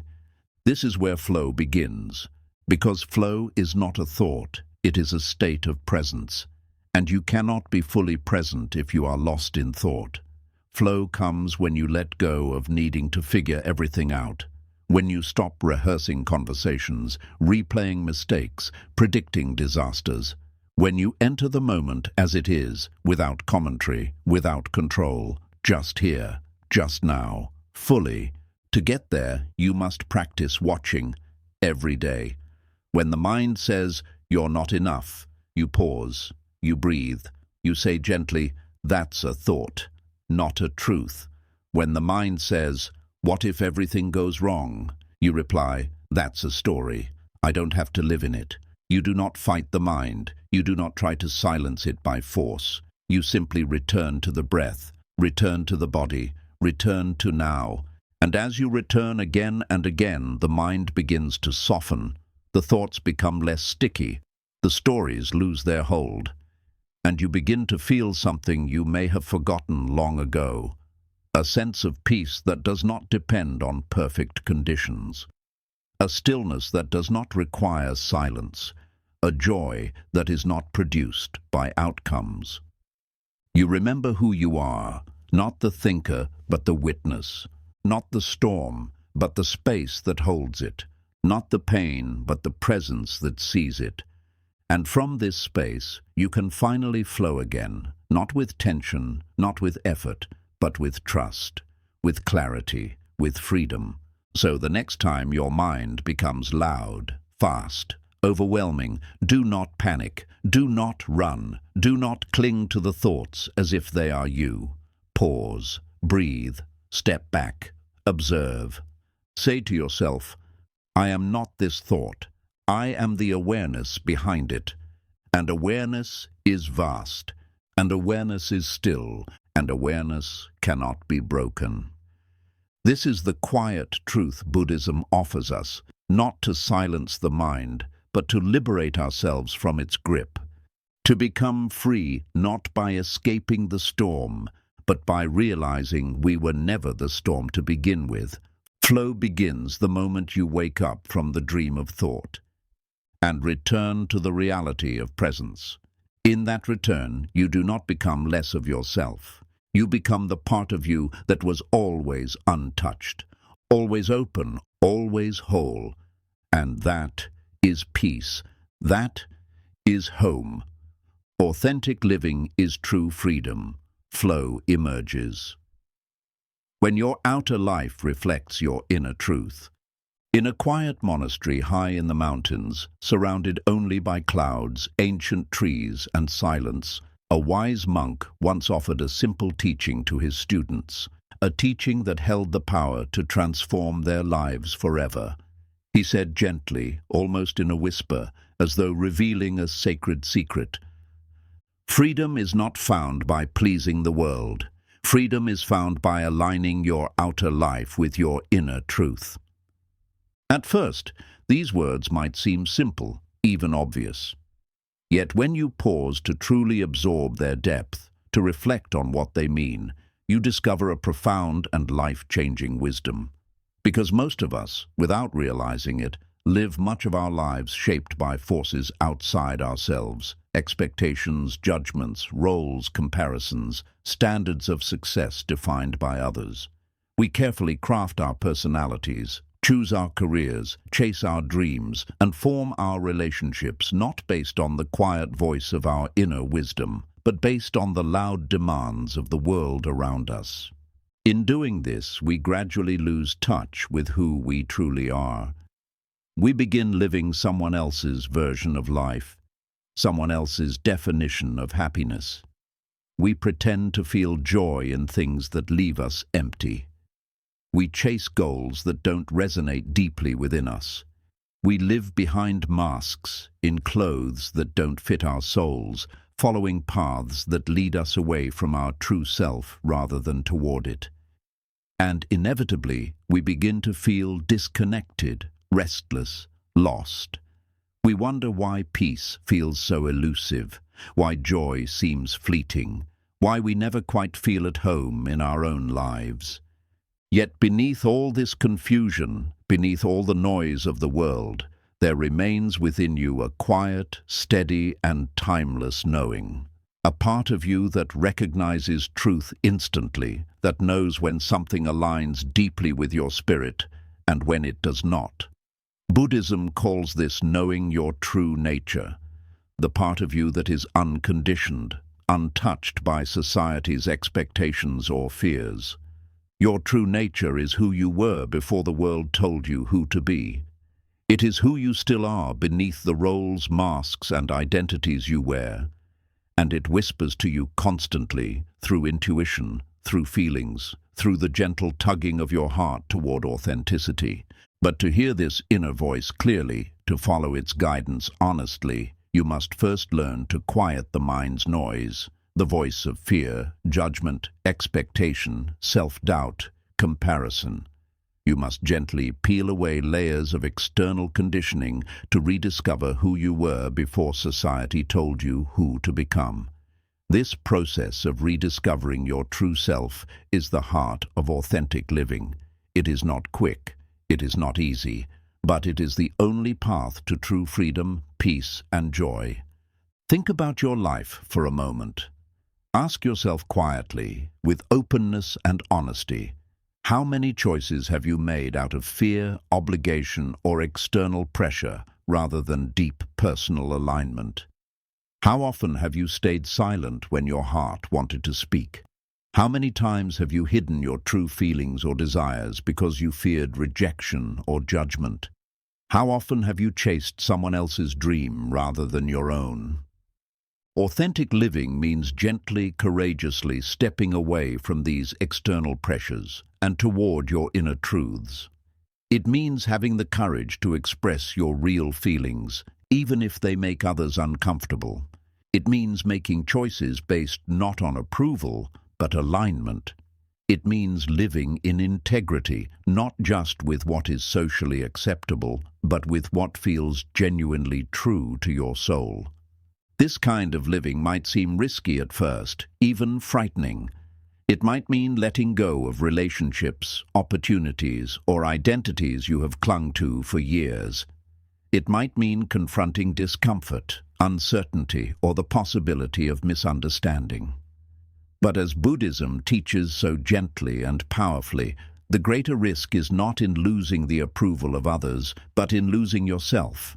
The greater risk is living an entire life that never truly belonged to you because you were too afraid to choose authenticity. Real joy, the kind that fills your heart softly yet steadily, is not found in external success or validation. It is found in the quiet knowledge that you are living a life that aligns with your innermost truths. When you live this way, aligned, honest, authentic, you no longer have to chase happiness. You no longer have to force peace. They arise naturally, effortlessly, because you are no longer fighting your own soul. Buddhism teaches that this kind of deep authenticity is the path of the awakened heart. To awaken means to see clearly, not only the nature of reality, but also the truth of yourself. It means to know who you truly are, beyond labels, beyond expectations, beyond fear. To awaken is to stop pretending, stop performing, stop striving for approval, and start simply being, openly, honestly, compassionately yourself. This journey toward authenticity can be practiced each day through small yet powerful acts of self-honesty. Notice when you're tempted to hide your true feelings, then gently express them instead. Notice when you say yes out of guilt or fear. Then practice respectfully saying no. Notice when you feel the need to impress or prove yourself. Then choose instead to speak honestly without embellishment. These small acts might seem insignificant at first, but over time they transform you. They deepen your connection to yourself. They restore your sense of alignment and inner peace. They return you to flow. Authenticity is not selfishness. It is self-awareness. When you live authentically, you become a source of inspiration for others. You give permission, through your own example, for others to also embrace their true selves. You create relationships based not on pleasing or appeasing, but on genuine mutual honesty and respect. You build a life that feels real, stable, and fulfilling, because it reflects who you truly are. Flow emerges naturally when you live in alignment. You stop forcing things. You stop needing outcomes to validate you. You trust the quiet guidance of your own heart. You trust that life, when lived authentically, has a wisdom far greater than fear could ever provide. Your path becomes clearer. Your decisions become simpler. Your interactions become deeper and more meaningful. You feel at ease in your own skin because you are no longer wearing someone else's. Authentic living reconnects you to your intuition, your inner compass, your inner teacher. This intuition knows exactly what you need. It knows when to rest, when to act, when to wait, when to speak. The more you trust and follow this inner guidance, the more effortless your life becomes. You no longer struggle against your inner knowing. You flow with it. Decisions become intuitive rather than agonizing. Opportunities arrive naturally rather than through constant chasing. Peace becomes a constant companion rather than a fleeting visitor. Inner stillness is true power. Flow arises naturally from the calm center within. At the heart of every Buddhist teaching lies a quiet, powerful truth that resonates softly through the silence of meditation halls, through the gentle rhythm of breath, through the serene expression of monks who have spent a lifetime in contemplation and stillness. This truth is not complicated, yet it is profound. It is not loud, yet it speaks with clarity deeper than words alone can convey. The truth is this: the deepest power you possess is not found in outer achievement or control over external circumstances, nor is it measured by the accumulation of wealth, status, or even knowledge. Rather, your deepest power, the source of your truest freedom, peace, and fulfillment, is found within you, in the stillness that exists beneath the noise of thought, beneath the waves of emotion, beneath the chaos of the external world. True power arises from inner stillness, and from this inner stillness, a gentle, effortless, and beautiful flow naturally emerges, guiding your life with wisdom, compassion, and quiet strength. Yet, despite its beauty and simplicity, this teaching of inner stillness is often misunderstood. Many people imagine stillness as mere emptiness, as something passive or lifeless, a state of stagnation or withdrawal from the world. Others fear it, believing that inner stillness would mean losing passion, creativity, or the vibrant experiences of life. But true stillness is not emptiness in the sense of absence or numbness. It is the spacious, luminous presence that holds everything, thought, emotion, sensation, experience, without being overwhelmed, identified, or controlled by any of it. Inner stillness is not passivity, it is profound clarity. It is not cold detachment, it is compassionate awareness. It is not disconnection from life. It is a deeper and more authentic engagement with life, precisely because you are no longer tossed around by every wave of reaction or distraction. Imagine for a moment the surface of a lake on a windy day. The water ripples, waves rise and fall, and reflections are distorted. When you look at this surface, you see only movement, confusion, instability. Yet if you were to dive beneath this turbulent surface, you would discover something remarkable. The deeper you go, the calmer the water becomes, until eventually, beneath all the chaos above, you find absolute quietness, clarity, and stillness. This deeper part of the lake is always there, unchanged by wind, undisturbed by storms. And so it is within you, beneath the noisy surface of thought, beneath the restless waves of emotion, beneath every stress and distraction and fear, there is always a place of perfect calm, absolute peace, profound clarity. This is your true nature, stillness. And when you reconnect to this place, even for a moment, you discover an extraordinary source of power, resilience, and wisdom. This is the true strength the Buddha discovered beneath the Bodhi tree. It is the still, peaceful heart that allows enlightened masters to navigate life with effortless ease and profound compassion, regardless of outer circumstances.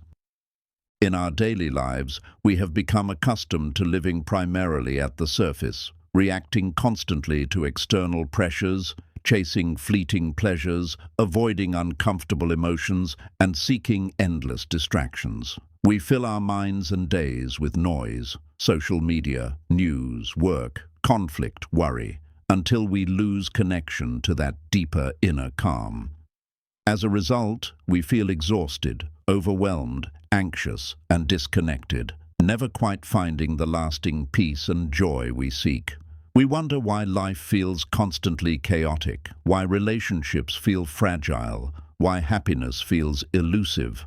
We look everywhere outside ourselves for solutions, new relationships, new jobs, new distractions, new achievements. But the more we chase, the further we drift from the stillness that is our true home. Yet, Buddhism gently and consistently reminds us, the solution is not out there, it is always within. The peace you seek is already inside you. The clarity you long for is available right here, beneath your noisy thoughts and restless emotions. You don't have to earn inner stillness. You don't have to create it. You don't have to chase it. It is already yours. All you have to do is gently return to it, remember it, reconnect with it. And the simplest way to reconnect with your inner stillness is to pause and simply become aware. Pause for a moment right now. Feel your body, the sensation of breath, the quiet rhythm of your heart. Notice how the mind rushes ahead, trying to distract you, trying to escape this moment. Observe this, gently and without judgment. Breathe again. Sink a little deeper beneath the surface of thought, beneath the noise. Feel the silence that exists just behind every thought, the space that surrounds every emotion. This stillness is always here, patiently waiting for you to return home to it. The more you practice returning to inner stillness, through meditation, mindfulness, or simply quiet moments of presence, the more you will begin to notice its profound effects on your life. Inner stillness is not just a momentary refuge. It is transformative. It changes how you respond to stress, how you navigate challenges, how you relate to yourself and others. When you are anchored in stillness, you no longer react unconsciously to every difficulty. You respond consciously, wisely, and compassionately. When challenges arise, you do not panic or collapse into anxiety. You calmly assess, accept, and act from clarity. When relationships become difficult, you do not withdraw or explode. You stay present, communicate clearly, and act with kindness and integrity. Inner stillness allows you to remain open, flexible, and responsive, rather than defensive, rigid, or reactive. This is the true power Buddhism speaks of, the power not of controlling external circumstances, but of remaining calm and clear within them. Inner stillness also deepens your appreciation of life. When your mind is noisy and restless, you barely notice the beauty around you. You rush through moments, always thinking ahead, always distracted by what's next. But from a place of inner stillness, each moment becomes vivid, beautiful, sacred. You taste your tea more deeply, you listen to music more fully, you see the beauty in ordinary moments, a sunset, a smile, the warmth of sunlight on your skin.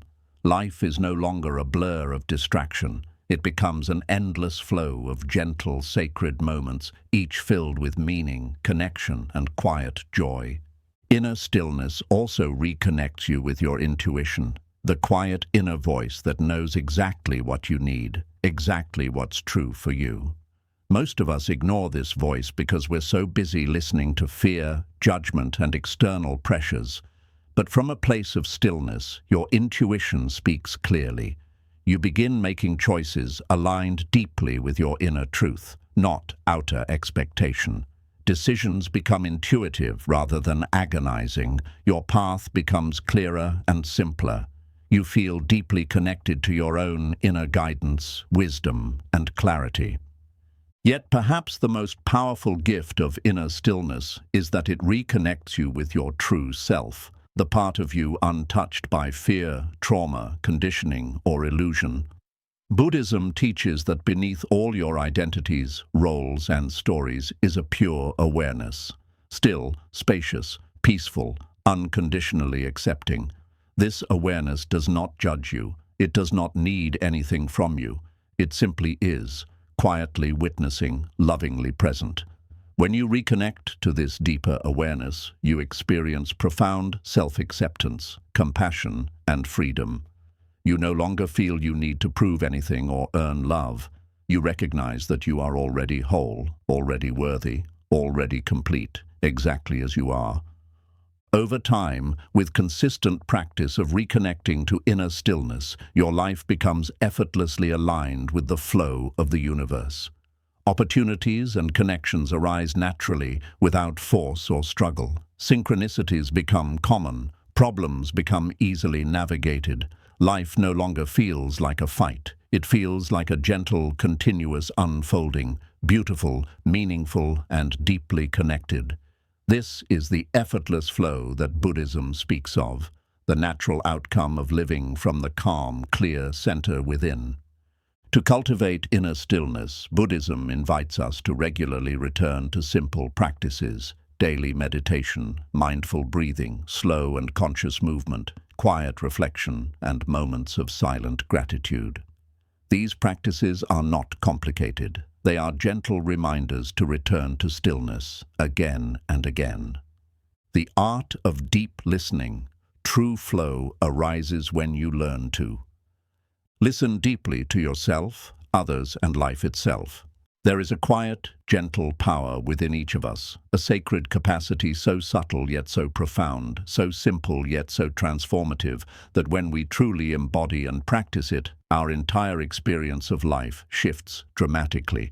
This power is not one of force, nor control, nor achievement. It is not measured by external standards or validated by external praise. Rather, it is a deeply internal skill, one that has been taught softly, patiently, and repeatedly by wise spiritual teachers throughout countless generations.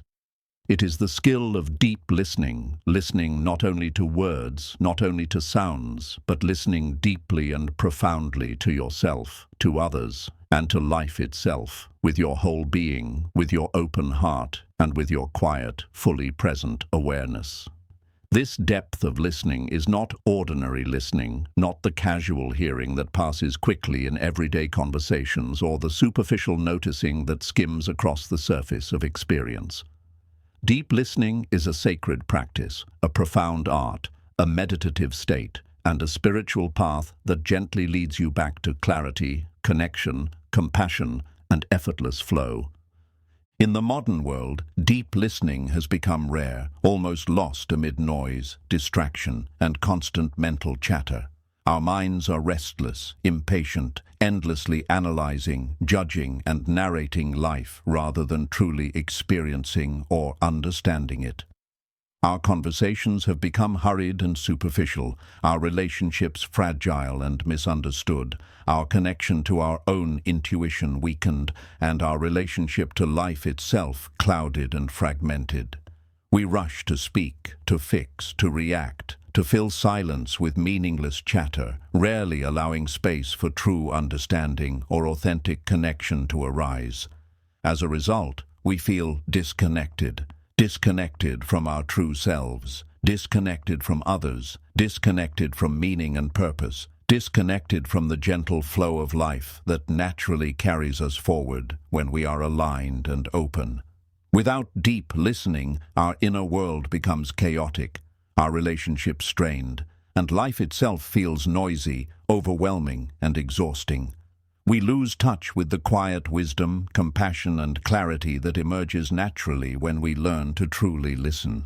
Buddhist teachings speak often and gently about the profound power of deep listening, viewing it not merely as a practical skill, but as a spiritual practice, a doorway into mindfulness, wisdom, and unconditional compassion. Buddhist masters like Thich Nhat Hanh have emphasized that when we learn to truly listen, not just with our ears, but with our hearts, our awareness, and our full presence, we create a powerful healing space, both within ourselves and within our relationships. Deep listening, or what Thich Nhat Hanh called compassionate listening, involves setting aside judgment, expectation, reaction, and agenda. It means listening not merely to respond, but to genuinely understand, not only the words someone speaks, but also their underlying emotions, experiences, fears, and longings. It means becoming so fully present that you hear not just what is being said, but also what is not being said. You sense the deeper truths hidden behind the surface words, the deeper pain behind anger, the deeper fear behind defensiveness, and the deeper longing behind silence. To truly listen deeply to another person is perhaps one of the most healing and transformative gifts you can offer.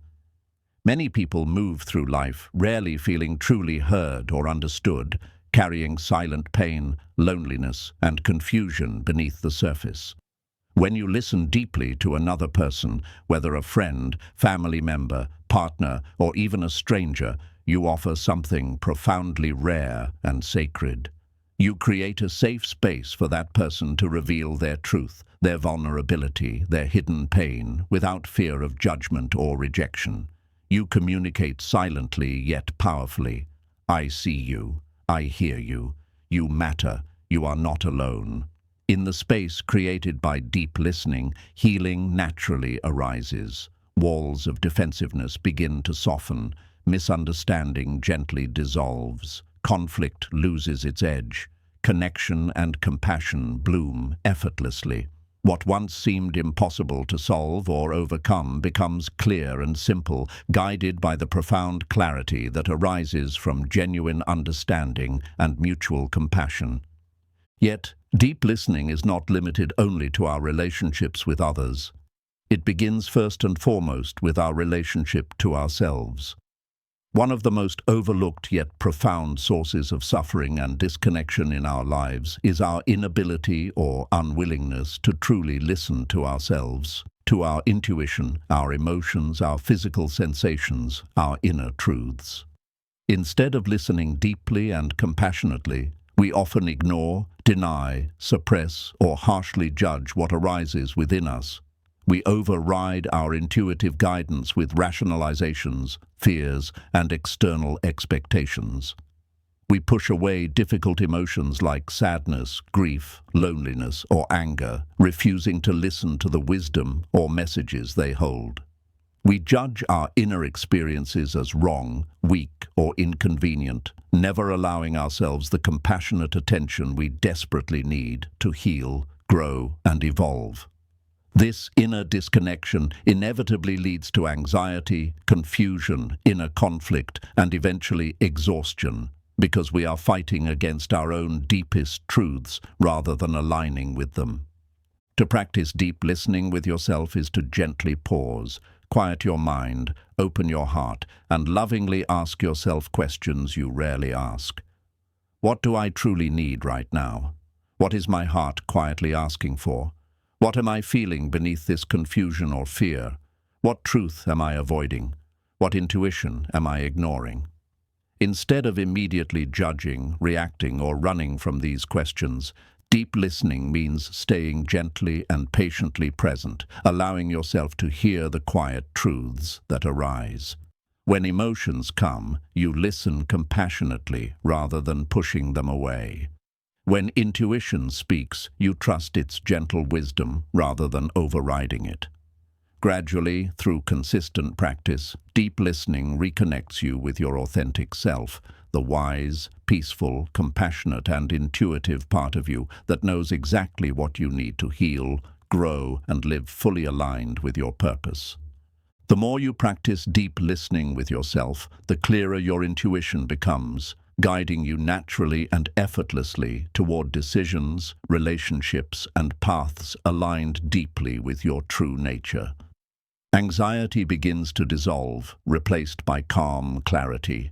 Confusion clears into insight. Inner conflict resolves into peace. You no longer move through life feeling lost or disconnected. Instead, you feel deeply connected to your own inner wisdom, your own clarity, and your own heart. Life becomes simpler, more joyful, more meaningful. Not because everything external has changed, but because your internal connection to truth, intuition, and wisdom has been restored through deep listening. Yet there is still another, even more expansive dimension of deep listening, taught gently within Buddhism, listening deeply to life itself. Beneath our noisy thoughts, beneath our superficial interactions, beneath our restless distractions, life is constantly whispering gentle guidance, subtle wisdom, and profound truths through synchronicities, through challenges, through unexpected blessings, through quiet intuitions, and through the rhythms and patterns of the natural world. Most of us never truly hear or heed these subtle whispers because we are too distracted, too noisy internally, too hurried, or too busy reacting. But when you learn to practice deep listening to life itself, you begin to notice gentle messages guiding you, signs and synchronicities aligning your path, and quiet intuitions showing you the way forward. You begin to sense how every event, even challenges, holds deeper wisdom and guidance. You begin to trust the natural flow of life rather than fighting it. Life itself becomes your greatest teacher, gently guiding you toward alignment, compassion, wisdom, and peace. You no longer move blindly or reactively through your journey. Instead, you navigate life with deep awareness, clear guidance, and intuitive clarity, because you have learned the sacred art of truly listening. From this profound listening, true flow arises naturally, carrying you gently forward, effortlessly aligned with purpose, peace, and deep inner fulfillment. As your practice of deep listening deepens and expands, listening deeply to others, to yourself, and to life itself, you discover a profound state of flow, alignment, and grace. Life no longer feels noisy, chaotic, or disconnected. Instead, it feels quietly guided, deeply connected, and beautifully purposeful. Your relationships become deeper, more harmonious, more healing. Your intuition becomes clear, trustworthy, and wise. Your path becomes effortless, meaningful, and aligned. This is the true power, beauty, and sacredness of deep listening. It is not merely a skill, it is a spiritual practice, a sacred art, a gentle path leading you back to wisdom, compassion, clarity, and true flow. It reconnects you to yourself, to others, and to life itself. It transforms confusion into clarity, conflict into compassion, and chaos into peace. So begin now, gently and consistently, to practice deep listening. Slow down, open your heart, quiet your mind. Listen deeply, compassionately, and fully to yourself, others, and life itself. As you do, you will discover a quiet, profound, and beautiful truth. Everything you seek, peace, wisdom, clarity, love, and effortless flow, is already within you, waiting to be heard. Embracing the present moment. Flow is effortless when you fully inhabit the now. One of the most profound teachings at the very heart of Buddhism quietly whispered through the ages from master to student, from ancient temples hidden in mountain mists to simple meditation halls where silence itself becomes sacred, is the transformative power of truly embracing and inhabiting the present moment. At first glance, this teaching might seem simple, perhaps even obvious. Yet beneath its simplicity lies an extraordinary depth, a quiet, boundless power capable of transforming every aspect of your life, your sense of self, your relationships, your understanding of reality, and your experience of peace, joy, and fulfillment. The present moment is the only moment you ever truly have, the only moment in which life itself exists, the only moment in which genuine peace, clarity, and joy can be experienced. Yet, for many of us, the present moment is rarely truly experienced, rarely truly inhabited. Instead, we spend most of our lives in a state of subtle absence, lost in thoughts of the past, endlessly replaying memories, regrets, and past pains, or lost in thoughts of the future, continuously projecting fears, anxieties, and imagined scenarios. Our minds wander constantly, rarely still enough to fully touch the present moment, rarely quiet enough to hear its subtle messages, rarely open enough to feel its gentle beauty. As a result, life often passes us by, unnoticed, an endless series of missed moments, unappreciated experiences, unlived opportunities. We chase fulfillment, peace, and joy endlessly in external pursuits, relationships, accomplishments, possessions, or success. But no matter how much we achieve, no matter how far we go, lasting satisfaction seems always just out of reach. The more we chase, the more restless we become. The more restless we become, the further we drift from the simple, quiet truth that Buddhism has always gently offered. True peace, true fulfillment, and true joy cannot be found by escaping the present moment, but only by fully inhabiting it. Yet why do we find the present moment so difficult to inhabit? Why is it so elusive despite its simplicity? The truth is that the present moment is profoundly intimate. To truly inhabit it means we must fully meet ourselves exactly as we are, without distraction, without escape, without pretense. It means becoming deeply aware of our emotions, our vulnerabilities, our fears, our truths. It means acknowledging the reality of impermanence, that each moment arises and passes, never to return exactly as it was. It means accepting reality exactly as it is, without resisting, judging, or attempting to control it. This intimacy with the present moment can be uncomfortable, confronting, even frightening at first, because we have spent our entire lives running from this depth of self-awareness, from this level of presence, from this degree of openness and vulnerability. However, Buddhism gently reminds us that it is precisely this intimacy with the present moment, this full, courageous inhabiting of the now, that holds the keys to our deepest healing, transformation, and freedom. When we embrace the present moment fully, we cease to run from ourselves. We stop fighting reality. We release the need to control or predict the uncontrollable flow of life. Instead, we become deeply rooted in awareness, compassion, and acceptance. We begin to realize that the present moment, exactly as it is, holds everything we have been seeking: peace, clarity, connection, wisdom, and profound joy. We discover that we have spent our lives running away from the very thing we needed most: ourselves, our truth, our life as it is in this moment. In Buddhist teachings, the practice of embracing and inhabiting the present moment is often referred to as mindfulness. Yet mindfulness is far more than a meditation technique or mental exercise. It is a sacred state of being, an awakened quality of consciousness, a profound way of experiencing life. Mindfulness means bringing your full attention, your whole heart, and your complete presence to the simplicity and sacredness of the present moment. It means engaging fully with whatever arises, pleasant or unpleasant, joyful or difficult, without judgment, resistance, or distraction. Mindfulness transforms ordinary experiences, breathing, eating, walking, speaking, into sacred acts of presence and reverence. It allows you to feel fully, love fully, live fully, without barriers or illusions. To practice embracing the present moment deeply, Buddhism gently invites us to regularly pause, to slow down, quiet our minds, and simply become aware. Right now, as you read these words, pause for a moment and gently turn inward. Feel your body sitting or standing. Notice the sensation of your breath as it rises and falls. Feel your heartbeat softly in your chest.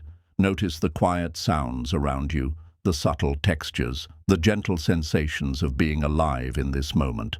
As thoughts or distractions arise, and they inevitably will, observe them gently, without judgment. Then quietly return your awareness to this moment, again and again. You are practicing the sacred act of fully inhabiting the now. The more regularly you practice mindfulness in daily life, while walking, eating, speaking, working, the more deeply you begin to experience the beauty, peace, and richness hidden within the ordinary moments you previously overlooked. Life begins to feel vivid, immediate, deeply meaningful, not because your external circumstances have drastically changed, but because you have finally arrived fully in your own life, exactly as it is unfolding right now. The restlessness that once consumed you begins to quiet. The anxiety of constantly projecting into the future begins to dissolve. The heaviness of constantly carrying the past begins to release. You begin to experience a profound, quiet contentment, a peace not dependent on external conditions, but arising naturally from within, simply because you are fully here, fully alive, fully present. As your practice deepens further, you begin to notice something even more remarkable, that the present moment is not merely a passive experience, but an active teacher. Each moment, exactly as it arises, holds wisdom, insight, and guidance for your growth and awakening. Each experience, especially those you previously resisted, has something profound to teach you about compassion, acceptance, impermanence, and interconnectedness. Painful emotions become opportunities to practice compassion and self-love. Difficulties become gateways into patience and resilience. Impermanence becomes an invitation to cherish and appreciate each precious, fleeting moment of your life. The present moment itself becomes your greatest teacher, guiding you gently yet powerfully toward deeper wisdom, compassion, and inner freedom. One of the most transformative insights arising from fully inhabiting the present moment is the realization of impermanence, the understanding that each moment arises and passes, each experience is temporary, each breath never repeats. While impermanence may initially seem frightening or sad, Buddhism teaches that it is precisely this fleeting nature that gives life its sacredness, its beauty, its profound value. Impermanence reminds you to cherish each moment deeply, to love fully without reservation, to appreciate the beauty of now without clinging. It invites you to let go gracefully of what is passing, rather than resist or grieve endlessly. It teaches you gratitude for each moment, each breath, each experience, because you understand deeply how precious and fleeting they truly are. Impermanence also deepens your compassion and connection with others. When you realize that each person you meet, each relationship you have, is temporary, never guaranteed another moment, you begin to listen more deeply, love more openly, forgive more freely. You begin to recognize the preciousness of every encounter, the sacredness of every connection. You no longer take love or friendship for granted. You cherish each relationship, moment by moment, exactly as it arises. Your relationships become deeper, more authentic, more compassionate. Not because you fear loss, but because you fully appreciate the beauty and value of connection while it exists in the present moment. Another profound gift of inhabiting the present moment fully is the deep restoration of inner peace. When your mind is constantly distracted, lost in past or future, peace becomes impossible. Anxiety thrives on projection into the future. Regret thrives on clinging to the past. Only in the now, in the gentle stillness beneath thoughts, is true peace found. Buddhism reminds you gently, again and again, peace is always available here and now. It does not require future achievements or perfect conditions. It only requires your presence. As you practice inhabiting the present moment deeply, peace naturally returns to your awareness, not as something external you must achieve, but as an inner state of calm, clarity, and acceptance that has always existed beneath your restless mind. You begin to experience peace effortlessly, simply because you are fully present. You no longer chase peace, you inhabit it. Flow naturally arises from this profound inner peace and presence. Life no longer feels fragmented or forced. It becomes an effortless unfolding, moment by moment, aligned with clarity and purpose. Opportunities and connections appear naturally. Challenges become easily navigable. Your intuition guides you clearly. You stop struggling against life. You flow gently, peacefully, joyfully with it. And so, Buddhism offers a gentle yet powerful invitation. Stop running from your life. Stop escaping the present moment. Stop chasing happiness elsewhere. Instead, begin right now, in this exact moment, to inhabit fully the life you have been given. Feel the sacredness of being alive in this breath, in this moment. Trusting life's natural rhythm, flow arises when you trust the wisdom of life's timing. There is an ancient truth, gently whispered through the centuries, passed down quietly from wise masters to devoted students, echoed in the silence of serene monasteries, nestled among mist-covered mountains, and written in the flowing waters of rivers that journey ceaselessly toward the open sea. This profound yet simple truth lies at the very heart of Buddhist wisdom. Life itself moves according to its own sacred rhythm, its own profound timing, its own deep intelligence, a wisdom far greater than our restless minds can fully comprehend. When you learn to trust this natural rhythm, when you begin to align your own heart and mind with life's subtle timing, a powerful transformation unfolds within you. Resistance softens into acceptance, fear dissolves into trust, anxiety releases into peace, and struggle melts into effortless flow. You discover gently and profoundly that true flow, peaceful, effortless alignment with life itself is not something you must force, chase, or earn. Rather, it arises naturally and gracefully the moment you fully surrender to and trust the wisdom of life's timing. Yet, for most of us, trusting life's rhythm feels deeply counterintuitive and profoundly challenging.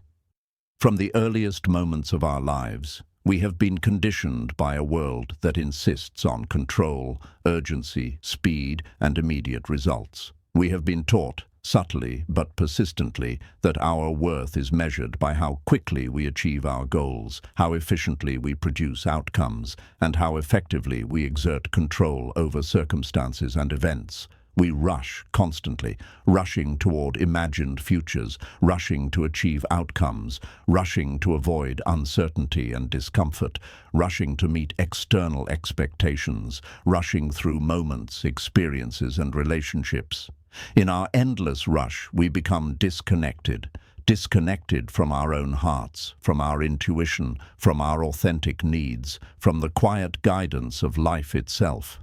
Anxiety, stress, exhaustion, and dissatisfaction arise inevitably from this disconnection, leaving us wondering why, despite all our frantic efforts, peace, fulfillment, and true joy seem always just beyond our reach. Buddhism gently yet persistently invites us to pause, to step back quietly from the noise of urgency, and to begin softly questioning the deeper assumptions and beliefs that have driven our relentless pace. What if, Buddhism quietly asks, the rush we feel is not a reflection of life's natural rhythm, but rather a reflection of our own fear, conditioning, and misunderstanding? What if true fulfillment, peace, and genuine flow come not from forcing life to conform to our anxious timelines, but from gently aligning ourselves with life's own natural wisdom, rhythm, and timing? What if trusting life, deeply, patiently, courageously, could transform our anxiety into calm, our resistance into acceptance, our struggle into effortless flow? Trusting life's rhythm does not mean passively resigning ourselves or abandoning our dreams and ambitions. It does not imply stagnation, laziness, or surrender to fate. Rather, trusting life's timing means recognizing gently and humbly that life itself holds an intelligence far greater than our limited, anxious minds.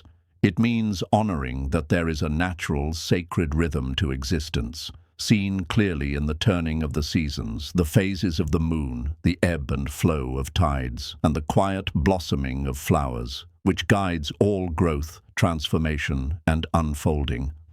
Trusting this rhythm means aligning our efforts, intentions, and actions harmoniously with life's natural cycles, rather than constantly fighting, resisting, or trying to rush past them. It means choosing patience over urgency, faith over fear, presence over anxiety, and acceptance over control. It means listening deeply, moment by moment, to life's subtle signals, intuitions, and guidance, rather than imposing our rigid expectations or fearful timelines upon reality. In practice, trusting life's rhythm begins gently and simply, with awareness. Buddhism consistently invites us to cultivate quiet mindfulness and compassionate self-awareness, guiding us to notice, without judgment, how deeply we have internalized the habit of rushing, controlling, and anxiously projecting outcomes. As you quietly begin to pay gentle attention, you may start to notice the subtle ways in which urgency and anxiety have unconsciously influenced your thoughts, decisions, relationships, and actions. You may begin to notice the underlying fear that drives you to rush, the fear of uncertainty, the fear of discomfort, the fear of failure, the fear of being left behind. Gently noticing these fears is the first step toward freedom, because awareness itself is profoundly transformative. Simply by becoming quietly aware, by compassionately observing your anxiety, urgency, and restlessness, you create a gentle space, a sacred opening within yourself in which deeper wisdom, peace, and trust can begin to quietly arise. As you cultivate this gentle awareness, Buddhism encourages you to begin softly questioning the anxious beliefs that fuel your rush. You might quietly reflect with gentle curiosity, what would happen if I slowed down just a little? Would everything truly fall apart, or would life actually become clearer, simpler, more manageable? What if my rush is not truly protecting me, but rather disconnecting me from myself, from others, from the beauty and depth of life itself? What if trusting life's timing could restore peace, presence, and purpose to my experience? As you begin asking these gentle questions, you may gradually notice that your anxious beliefs are often based more in fear and conditioning than in actual truth. You may begin to experience small moments of relief, clarity, and peace when you gently slow down and trust, even slightly, in life's natural unfolding. Trusting life's timing also invites you to soften your relationship with uncertainty and discomfort. Buddhism teaches that much of our rush and urgency arises from our deep resistance to uncertainty. We rush because we desperately want to control outcomes, to predict the future, to avoid discomfort, and to quickly escape any feelings of vulnerability or insecurity. Yet life itself is inherently uncertain, beautifully mysterious, profoundly impermanent. When you spend your life resisting uncertainty, you spend your life resisting life itself. Buddhism gently suggests an alternative path. What if you practiced becoming quietly comfortable with uncertainty, gently accepting it as an inherent, natural, and sacred aspect of existence? What if uncertainty is not your enemy, but your teacher, inviting you into courage, patience, and deeper trust? When you learn to gently embrace uncertainty rather than fighting it, life becomes simpler, clearer, and less exhausting. You no longer need to rush frantically because you trust that even in uncertainty, you are safe, guided, and deeply supported by life's deeper intelligence and wisdom.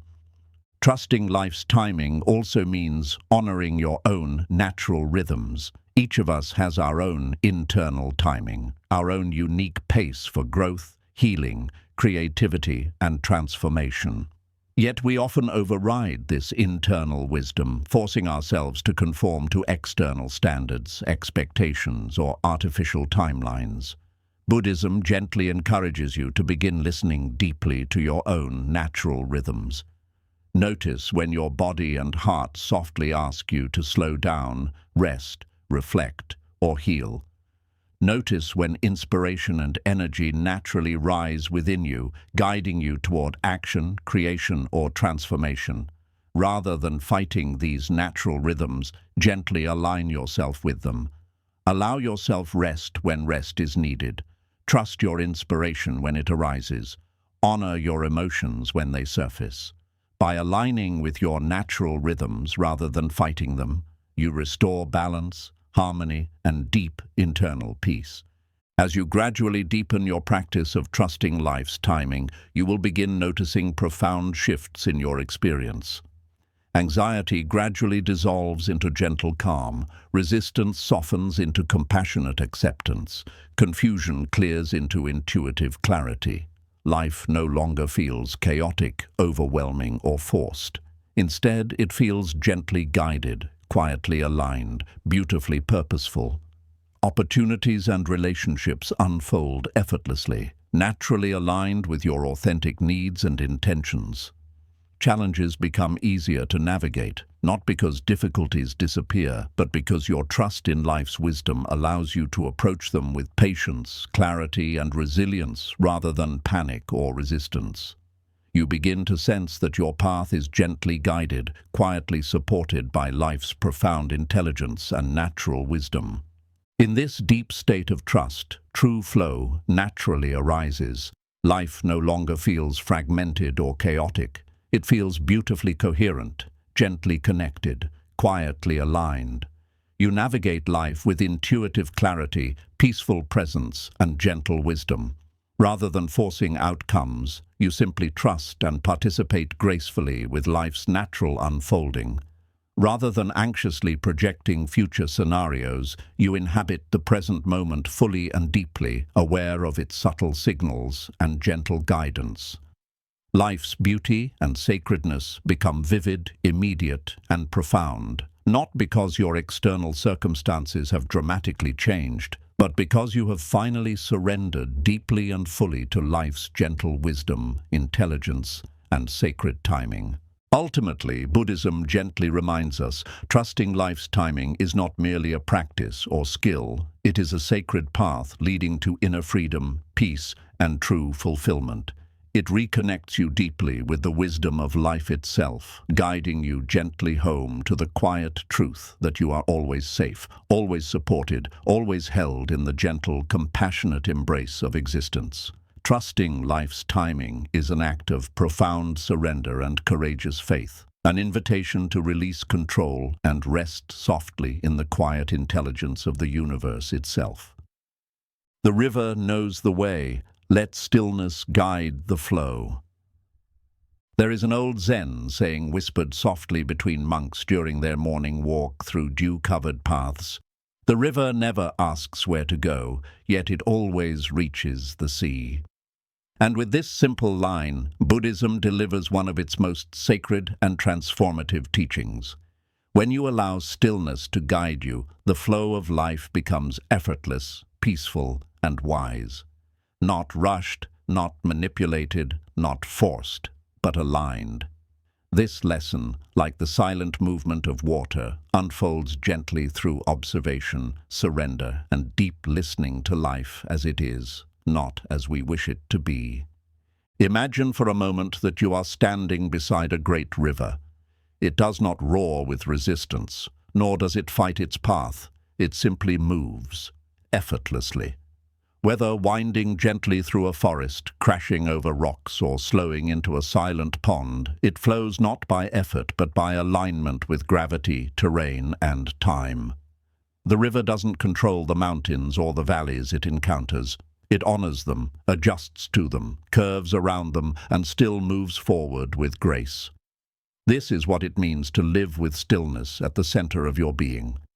Not to be motionless, but to be deeply centered even as life flows.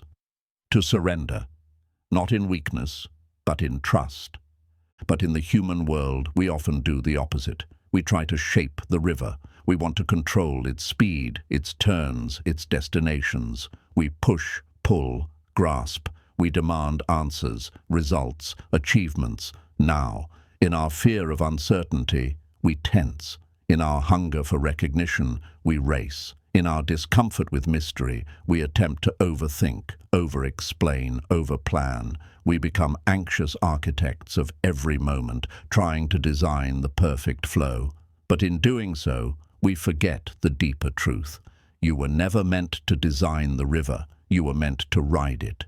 And your suffering begins the moment you stop trusting its wisdom. Buddhism teaches that there is a silent intelligence in stillness, a wisdom that speaks when the mind is quiet, when the heart is no longer shouting, and when the spirit is no longer pushing forward in panic. This stillness is not inaction, it is pure awareness. The river flows, yes, but it flows best when it listens. Listens to the contours of the earth, listens to gravity, listens to time. And in the same way, your life flows best when you stop chasing outcomes and begin listening to the present moment. This is not laziness. It is profound engagement. It's not avoidance. It's deep participation with full awareness. But to reach this state of stillness, we must first unlearn what the world has taught us. That peace comes from success. That happiness comes from control. That love comes from perfection. That movement equals progress. These are illusions, fed to us by minds who are themselves running from fear. In truth, peace comes from presence. Happiness arises from inner alignment. Love grows in acceptance, not perfection. And progress, real progress, is measured not in how fast you move, but in how deeply you listen to where you're meant to go. You don't have to force the next chapter of your life. You don't have to chase the right person or the right opportunity or the perfect timing. The river knows, and you are the river. Your spirit already knows the way. What you must do is stop resisting the stillness within you. Stop running from your own silence. Stop treating peace like a reward and begin seeing it as your natural state. It was never outside you. It was never waiting on someone else's approval. It was never dependent on external conditions. Peace begins the moment you say, I no longer need to control everything. I will allow life to unfold. I will remain aware, present, and trusting. In Buddhism, the practice of meditation is not about escape. It's about reunion. Reunion with your own breath, with your thoughts, with your body, with the silence that has always been underneath the noise. Every breath taken in stillness reconnects you with the truth that you are not separate from the flow of life. You are woven into it. Just like a river is shaped by the earth, but not defined by it, you are shaped by experience, but not confined by it. Meditation, then, is how you return to the source, not to become better, but to become true. Stillness is also how we access clarity. Think of muddy water. When stirred, it's cloudy, but when left still, the dirt settles and the water clears. Your mind is no different. When you're constantly rushing, reacting, running, your vision is clouded. But when you return to stillness, the truth rises naturally. The next step becomes obvious, not because you figured it out, but because it revealed itself. Clarity is not something you force. It's something you receive in stillness. But why do we resist stillness so much? Because in stillness, we are asked to face what we've been avoiding, our pain, our past, our fears. Stillness shows us what the noise has been hiding. It is a mirror, and many fear what it might reflect. But Buddhism teaches us to enter that mirror with compassion, not judgment. You are not broken for having pain. You are not lost for feeling uncertain. You are human. And the only way to grow is not by skipping your pain, but by witnessing it fully, with gentle eyes, from a place of inner stillness. When you allow stillness to guide your flow, your relationship with time also changes. You stop racing the clock. You stop feeling like life is running out, because you realize life is not happening to you, it's happening through you, and it's not your job to rush it. Your job is to remain awake, to flow with awareness, to walk slowly enough to hear the whispers that rushing always drowns out. When you live this way, moments become deeper, conversations more meaningful, decisions more intuitive, and miracles more frequent. The river is not always calm. It rages, it floods, it dries. So will you, and that's okay. Even chaos has its wisdom. Sometimes the flood removes what no longer serves. Sometimes the drought teaches you to appreciate the drop. Every season has its lesson. Stillness doesn't mean you won't move. It means you won't be moved by panic. You won't be pushed by fear. You will move, but from your center. Stillness is not withdrawal from the world. It's participation without losing your inner peace. It's engaging with full attention, but not attachment. It's doing without obsessing over results. It's loving without clinging. It's serving without expectation. It's standing in the fire, but not letting it burn your soul. That is the power of stillness. And from that stillness, flow is born. In relationships too, stillness creates deeper connection, when you're no longer speaking just to respond, but to understand. When you're listening not to argue, but to feel. When your presence becomes your offering. That is where healing begins. That is where hearts open. That is where real intimacy flows, not from drama, but from stillness. When two souls meet in presence, they don't need to perform. They simply be. And in grief, stillness offers its deepest medicine, not by erasing pain, but by holding it without resistance. Grief, like a river, must flow. If you dam it up, it will burst. If you allow it, it will teach. Teach you what mattered. Teach you what was real. Teach you how to love again, not in fear of loss, but in honor of it. Stillness is how we sit with sorrow until it reveals the sacredness of what we had and still carry. Ultimately, the lesson is this: you don't need to control the river. You need to remember that you are it. Stop thrashing against its current. Be like the leaf that floats not because it resists, but because it surrenders. Be like the stone that does not move, but shapes the current. Be like the moon that doesn't pull the tide. It dances with it. When you let stillness guide the flow, life becomes less about destination and more about presence. You stop living for someday, and you start living for now. You see that nothing is missing, not because everything is perfect, but because you are finally awake to what is here. You begin to smile for no reason. Breathe deeper, speak softer, love stronger, and walk lighter. Not because life is easier, but because you are no longer fighting it. The river knows the way, and now, so do you. Let go, be still, flow. Because when you let stillness guide your flow, peace, clarity, and purpose stop being something you chase. They become who you are.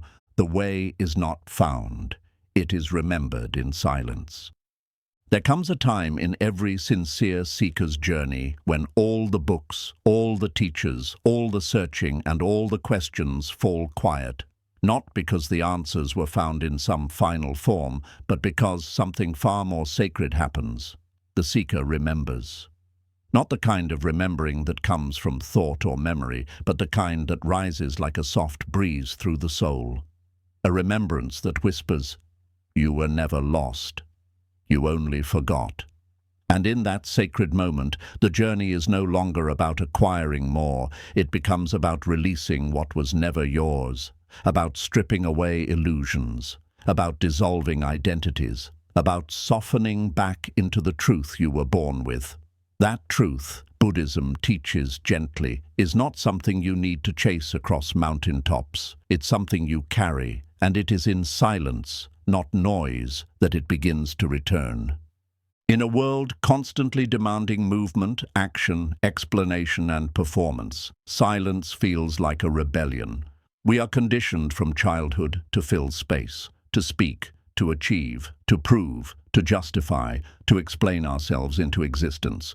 But in Buddhist practice, silence is not emptiness. It is sacred fullness. It is where the illusions fall. It is where the masks dissolve. It is where the noise of the ego no longer echoes and the soft voice of truth can be heard again. This is not the kind of silence born of suppression or repression. It is not cold. It is not lifeless. It is not a punishment. It is the soft, living silence of presence, of being without needing to become, of existing without trying to earn your place. It is in this space that the deepest truths begin to rise, not as grand revelations, but as gentle remembrances. The way, Buddhism tells us, is not something new that must be constructed. It is ancient, and it lives within your own stillness. It is obscured only by distraction, by identity, by thought, by craving, by fear. The Buddha didn't become something different when he awakened. He became still enough to see clearly what had always been there, and so must we. The path of enlightenment is not a ladder we climb upward, reaching some elite peak. It is more like a well we descend into, drawing nearer and nearer to what is most essential, most grounded, most true. And silence is the rope that lowers us gently inward. But silence is not always comfortable. At first, it can feel unbearable. Why? Because when we become silent, we begin to hear everything we've tried to outrun. The mind races, memories surface, regrets echo, longing awakens. We realize how loud the internal noise has been all along, masked only by the external distractions we've grown addicted to. The silence reveals what was hiding underneath. And at first, we may want to run again, fill the space again, numb again. But if we stay, if we breathe, observe, and let the waves pass, we begin to sense something deeper under the storm. Stillness. A stillness not of death, but of peace. Not of absence, but of essence. And that stillness is the way. In Buddhist meditation, the instruction is simple but transformative. Sit. Breathe, observe. Don't chase thoughts. Don't push them away. Don't fight. Don't fix. Simply watch. In that watching, something extraordinary happens. Thoughts lose their power to define you. Emotions lose their power to overwhelm you. Desires lose their power to enslave you. You become the space in which all of these rise and fall, like clouds passing through the sky.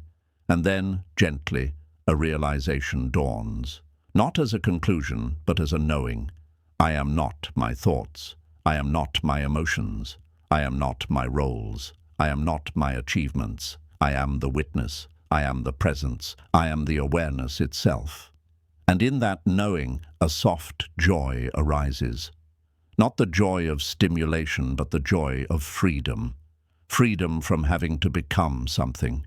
Freedom from having to know everything. Freedom from having to chase what was never meant to be caught. This is the joy of remembering.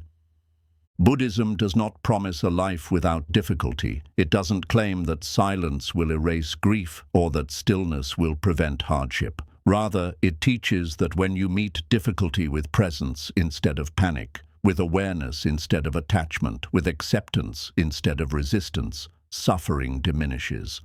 Not because the pain vanishes, but because you no longer cling to it. You let it rise, and you let it pass. Just as clouds come and go, just as seasons change, just as the breath rises and falls. You remember that nothing in this world is permanent. not even your pain. And this remembrance does not come from the intellect. It comes from silence, from sitting still long enough to watch the impermanence unfold, and to realize you are not it, you are what watches it. In silence, we also reconnect with intuition. So often we are torn between options, confused about which path to take, desperately seeking guidance outside ourselves. But silence brings us back to the inner compass. It doesn't shout, it whispers. But if you listen, truly listen, it is unwavering. This is not the voice of fear, not the voice of insecurity, not the voice of doubt. It is the voice that says, you already know. And the truth is, you do. Deep down, beneath the noise, you know what is right for you. You know when something is misaligned. You know when you are betraying yourself. And you know what makes your soul feel at home. The question is, are you still enough to hear it? The path, then, is not to go searching for signs in the sky. It is not to endlessly ask others for permission or direction. It is to return to silence, to sit, to breathe, to observe, and to trust that in the stillness the truth will rise, not as a command, but as a remembrance. You won't need to ask, what is the way? Because in that silence you will remember, I am the way. This remembrance also brings with it a profound shift in how we relate to others. When you are no longer performing to be accepted, you bring authenticity into every room. When you are no longer chasing validation, you offer presence instead of desperation. When you no longer fear being misunderstood, you listen more than you speak. You create space for others to be seen, not through judgment, but through compassion. And this is one of the greatest gifts silence gives us. It softens the ego so that love can flow. Not conditional love, not transactional love, but true love, the kind that sees clearly and still stays, the kind that holds space, the kind that doesn't fix, but witnesses. And in that witnessing, healing happens, not because it was forced, but because it was allowed.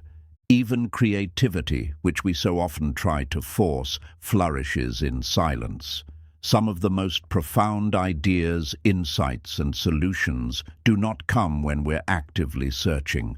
They arrive when the mind is still, when the noise is quiet, when we're walking alone under the stars, or watching leaves fall, or simply breathing. That's when inspiration speaks. Because inspiration is not a product of effort. It is a gift of alignment. And alignment happens when the noise within us no longer drowns out the wisdom flowing through us. There is also a sacred humility that grows in silence, a humility that does not come from shame, but from reverence. When you become quiet, you begin to see just how vast, mysterious, and intelligent life truly is. You realize that you are not the controller of everything. You are a part of something far greater, something ancient, something alive. And in that realization, ego surrenders, not in defeat, but in awe. You stop trying to be the sun and instead become a window for its light. You stop needing to be right and instead seek to be present. You stop needing to be seen and instead learn how to see. This humility is not weakness. It is power without force, wisdom without arrogance, and love without condition. The truth is, every great awakening begins in silence. Not the silence of isolation, but the silence of inner presence, of sitting with yourself, with life, with mystery, and not needing anything to change. That is where peace begins. Not when all your problems are solved, not when your past is erased, but when you become so present, so aware, so surrendered, that even the chaos becomes sacred, even the pain becomes teacher, even the waiting becomes prayer, and even the silence becomes your home. So, stop searching, stop striving, stop trying to earn what was never missing. Sit, breathe, close your eyes, not to escape the world, but to return to the truth behind it. The way is not somewhere out there. It is not found in someone else's map or someone else's voice. It is not built through struggle. It is not written in the stars. It is remembered in silence. And that silence lives in you. The soft power of yielding. Why water always wins. In the heart of a quiet monastery carved deep into the side of a jade mountain, a single sentence was once inscribed on a stone slab near the edge of a spring. Be like water, yielding but never weak. Though simple, these words hold one of the most powerful and enduring truths in all of Buddhist and Taoist philosophy. The idea that water, which seems so soft, so shapeless, so humble, could be the ultimate force of power, persistence, and transformation, challenges everything our modern world teaches about strength. Yet if we pause and reflect, if we listen deeply to what nature has always tried to show us, we begin to realize that this soft power, the quiet, gentle, yet unshakable strength of yielding, is the very essence of wisdom. And when we learn to live like water, our lives stop becoming a war against resistance and instead turn into a graceful dance of flow, presence, and silent mastery. At first glance, water appears fragile. You can hold it in your hand and see it slip through your fingers. You can drink it, wash with it, walk through it. It doesn't resist. It doesn't demand. It doesn't boast. And yet, over time, it carves canyons. It splits mountains, it nourishes forests, it sustains all life. In its softest state it becomes fog that kisses the trees in the morning. In its heaviest form, it becomes the flood that reshapes cities. No matter the obstacle in its path, water does not break itself trying to overcome it. It does not complain. It simply yields, flows around, or waits, patiently, silently, with full trust in its nature. And eventually, without anger or arrogance, it finds its way. This is not weakness, this is mastery. The same mastery the wise seek, not through force, but through alignment with life. In the teachings of Buddhism, we are reminded that suffering often arises not because life is difficult, but because we resist what is. We brace ourselves against discomfort. We harden ourselves against change. We fight the current of our lives because we are afraid to surrender.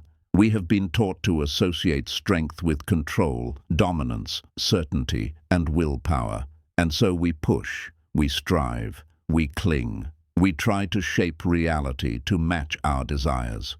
But the more we resist, the more life pushes back, and like a stiff tree in a storm, we snap. But water doesn't snap. It bends, it listens, it adapts, it transforms without losing itself, and it survives. Not just survives, but thrives. The lesson is clear. The softest path is often the strongest. This principle of yielding is not about passivity. It is not about allowing injustice or accepting suffering blindly. It is about recognizing when our resistance is harming us more than the thing we resist. It is about choosing our battles wisely, not out of fear, but out of clarity. It is about letting go of the need to control what we cannot change, and instead learning how to dance with it, how to navigate it, how to extract wisdom from it. Yielding is a kind of spiritual aikido. Instead of opposing force with force, you use the energy of the situation to redirect, to glide, to respond with grace instead of reactivity. In relationships, yielding looks like listening without needing to win. It looks like offering understanding instead of argument. It looks like allowing space for another's emotions without absorbing them as your own. When conflict arises, the ego wants to attack, to be right, to defend. But the heart knows that true connection isn't found in victory, it's found in presence. When you yield, not in submission, but in understanding, you disarm conflict at its root. You turn confrontation into conversation. You transform friction into flow. And in doing so, you model the wisdom of water, gentle but never powerless. In the pursuit of goals, yielding is the wisdom of pacing. It's knowing when to push and when to pause. It's realizing that not all progress is forward motion. Sometimes yielding means stepping back to see more clearly. Sometimes it means accepting a delay as part of the path, not a detour from it. It's trusting that what's meant for you won't miss you, so there's no need to force what's not ready. Water doesn't rush. It flows at the speed of gravity. It takes the shape of the container it's given, and still, it reaches the ocean. Always. So too will you, if you stop thrashing and start flowing. In moments of pain, yielding is the ability to feel without collapsing. It's the courage to let grief pass through you instead of resisting it or numbing it away. It's the strength to say, "This hurts," without adding, "This shouldn't be happening."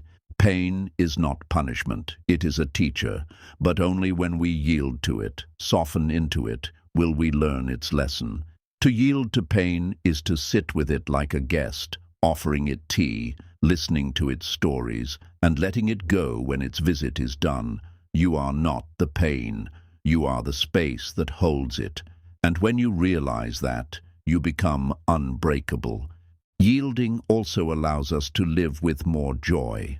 Not the frantic, pleasure-chasing joy that comes and goes with external highs, but the quiet, steady joy that arises when you're not fighting life anymore, when you no longer need every moment to go your way, when you stop measuring success by how much you control and start measuring it by how much you trust. That kind of joy feels like peace, like a river at dusk, like a breeze in the trees, like breath. It comes when we no longer think happiness is something to achieve, but something to allow. One of the most powerful images in Buddhist philosophy is the lotus. It grows through mud, rises through water, and blossoms in the sun. The mud doesn't stop it. The water doesn't drown it. It yields to the process. It doesn't resist the darkness of the soil or the pressure of the depths. It moves through them with patience, with quiet resilience. This is the heart of soft power, not to escape difficulty, but to yield to its rhythm without losing your essence. You do not have to be perfect to bloom. You just have to keep rising without force, but with steady surrender. Even in spiritual practice, yielding is essential. There is no enlightenment by force, no awakening through effort alone. The more we try to force stillness, the more restless we become. The more we chase silence, the louder our mind screams. But when we yield, when we sit with breath, observe without judgment, allow without expectation, something begins to shift. The ego softens, the thoughts slow. The peace we were trying so hard to reach simply arises, because it was never far away. It was only hidden beneath the resistance. Yielding is how we uncover what was always there. In the end, the soft power of yielding teaches us to trust life, not blindly, but wisely. To understand that we don't need to be hard to be strong, that we don't need to dominate to succeed, that we don't need to control everything to feel safe. Yielding is not giving up, it's giving in to the truth, to the moment, to the wisdom of what is. And in that surrender, we find the strength we've been looking for all along. So let this be your reminder. You don't have to force your way forward. You don't have to fight every battle. You don't have to harden your heart to survive. Be like water, yield, flow, trust, and watch how the world begins to bend, not to your will, but to your alignment. Because in the end, water always wins, not by strength, but by surrender. The illusion of arrival, why the journey is the destination. There is a silent myth that runs like an invisible thread through much of our lives. A quiet belief, unspoken but deeply rooted, that someday, if we try hard enough, become good enough, wait long enough, we will arrive. At peace, at clarity, at success, at love, at meaning. We convince ourselves that life is a journey with a finish line and that happiness, fulfillment, and stillness lie just on the other side of some future event. A degree, a relationship, a healing, a breakthrough, a certain number in a bank account or a nameplate on a door. And so we chase, we strive, we run ourselves breathless toward the mirage of when everything finally falls into place. But here's the truth. The arrival you seek is a phantom, a shadow cast by the mind's refusal to be where it already is, and the more you chase it, the more it slips away. In Buddhist teaching, this is the root of suffering, the belief that now is not enough, that you are not enough, that life begins later, that the present moment is merely a stepping stone to something more real. The illusion of arrival keeps us always running and never resting. It teaches us to view each moment not as a destination, but as a means to an end. We wake up not to live, but to get through the day. We work not to contribute, but to earn our worth. We relate not to connect, but to be validated. We meditate not to find peace, but to become someone more spiritual. And in this endless cycle of not yet, we bypass the only place where life truly happens. Here, now, in this breath, in this step, in this imperfect, sacred instant. Buddhism reminds us again and again, the path is the goal. There is no final moment of awakening where you cross a finish line and the sky opens with applause. There is only presence, only deepening, only remembering. To understand this deeply, look at nature. A tree does not rush to bloom. It does not compare its pace to the one beside it. It does not wait for the right moment to begin living. Every second of its growth is complete. The seed is no less perfect than the blossom. The winter is no less sacred than the spring. The journey is not something to endure on the way to some better state. It is life itself. And so it is with us. We are not unfinished stories waiting for a final chapter. We are each moment writing and living and being written by something far greater than our plans. The only arrival is this breath. The only destination is this presence.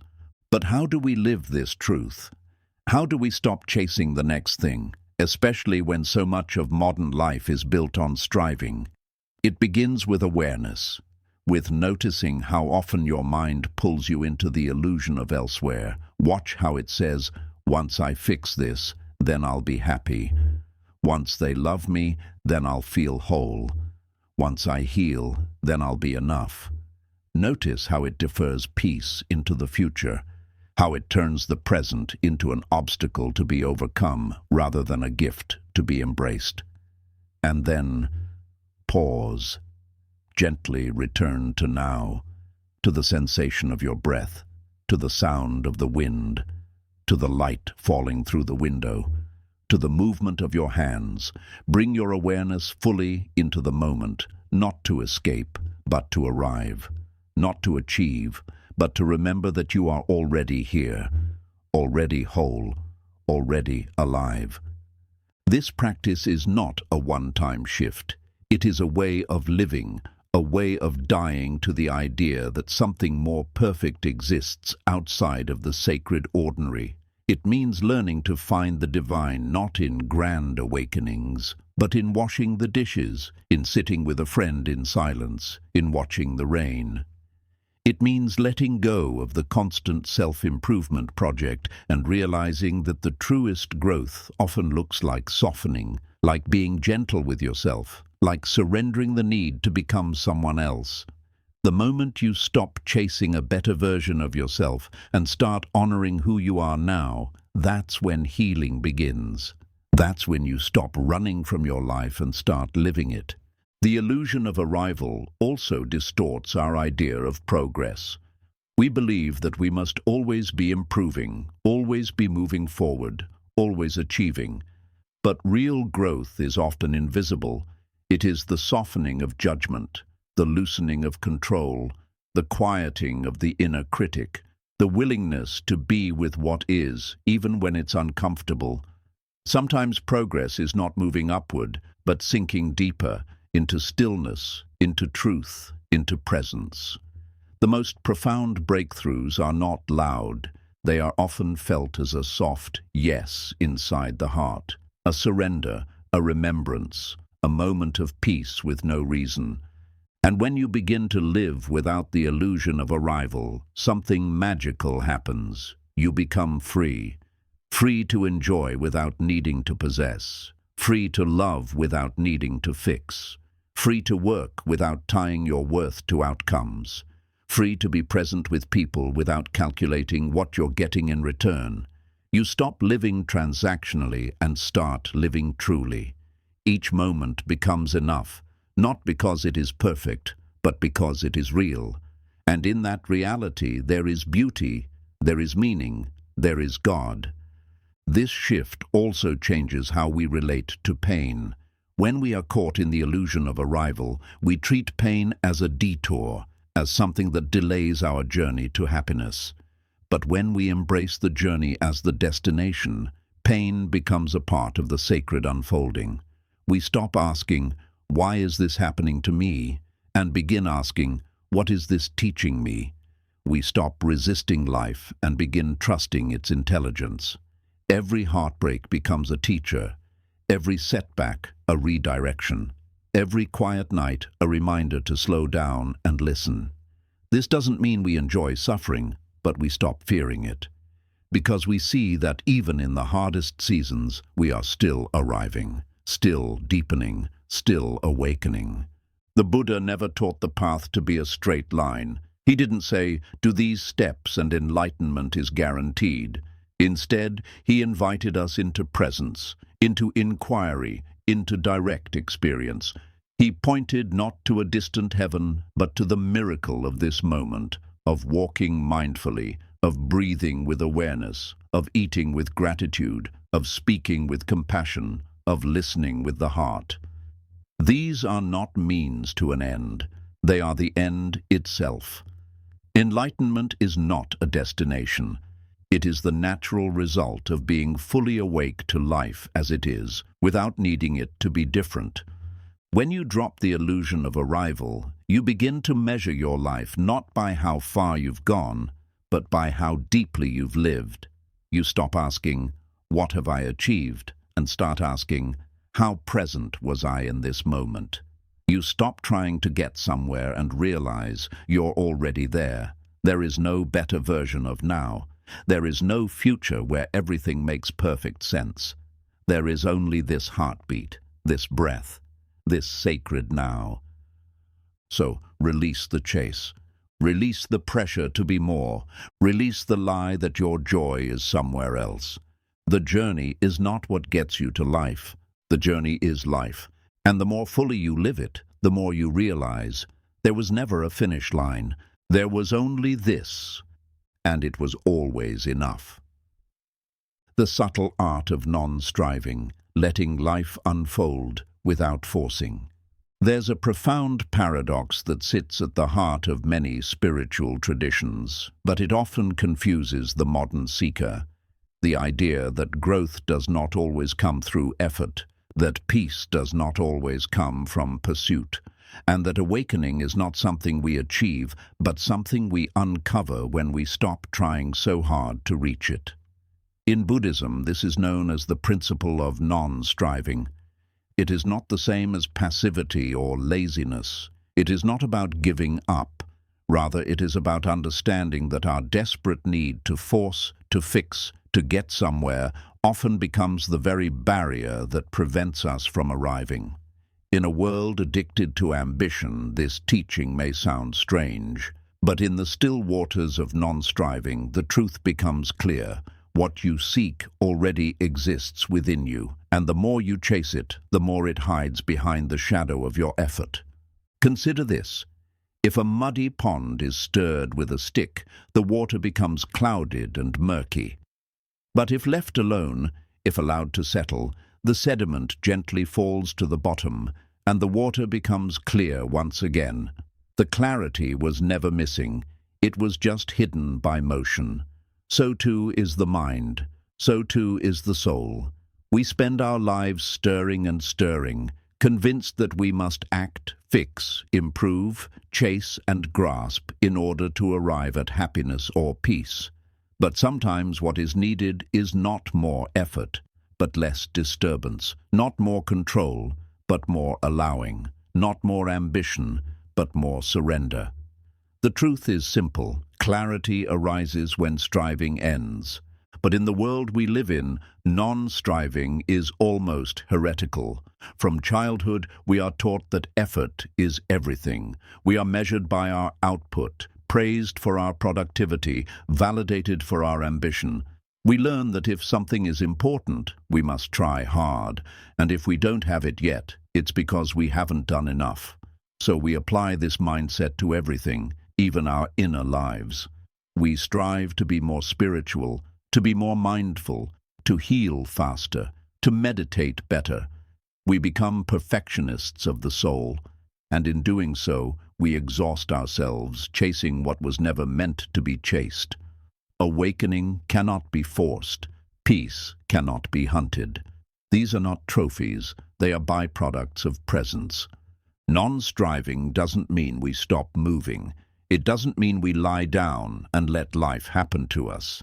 It means we shift the quality of our movement from force to flow, from demand to alignment, from control to trust. It means we act, but without clinging. We pursue, but without panic. We care, but without attachment. We move, but from a place of stillness within. This is the great art, to engage life fully, without needing life to bend to your will. To participate passionately, without being defined by outcomes. To love deeply, without needing love to look a certain way. This is the spaciousness of non-striving. It gives room for life to breathe. In meditation, this becomes especially clear. Many people sit down with the goal to have a good session, to stop thoughts, to feel peace, to achieve mindfulness. But this very goal becomes the tension. The more you want silence, the louder your thoughts become. The more you chase presence, the more elusive it feels. The more you try to relax, the tighter you get. Why? Because striving introduces resistance. You cannot will yourself into stillness. You can only allow it to arise by stepping back, by releasing effort, by simply being. The most powerful meditations often happen when you stop trying to meditate and start observing, without judgment, without agenda. Just breathe, just being, just now. This principle applies beyond the cushion. In relationships, non-striving looks like letting go of the need to fix people or to be fixed by them. It means releasing the urge to control how others see you, how they respond, or how they love. It is showing up fully, with kindness, with presence, with truth, without trying to mold the experience. It is trusting that connection doesn't come from performance, but from authenticity. That healing doesn't come from pressure, but from space. That intimacy doesn't come from striving, but from vulnerability. You don't have to earn love, you only have to be love. And that cannot be faked, forced, or rushed. In work, non-striving means doing your best, but not losing yourself in the outcome. It means offering your gifts and then releasing them, trusting that your worth is not in the result, but in the sincerity of your effort. It means creating without obsessing, serving without seeking applause, contributing without burning out. The paradox is this: when you stop striving to prove your value, your work becomes more powerful, more authentic, more alive. Because it's no longer driven by fear, it's driven by presence. Even in healing, non-striving is essential. So many of us try to heal like we try to succeed, with timelines, with pressure, with shame when it's not fast enough. We say, "Why am I still feeling this? Why haven't I let go? Why can't I move on?" And these questions are not wrong, but they are rooted in striving. They assume that healing is a destination to reach rather than a process to experience. But true healing is not a checklist. It is a softening, a remembering, a return.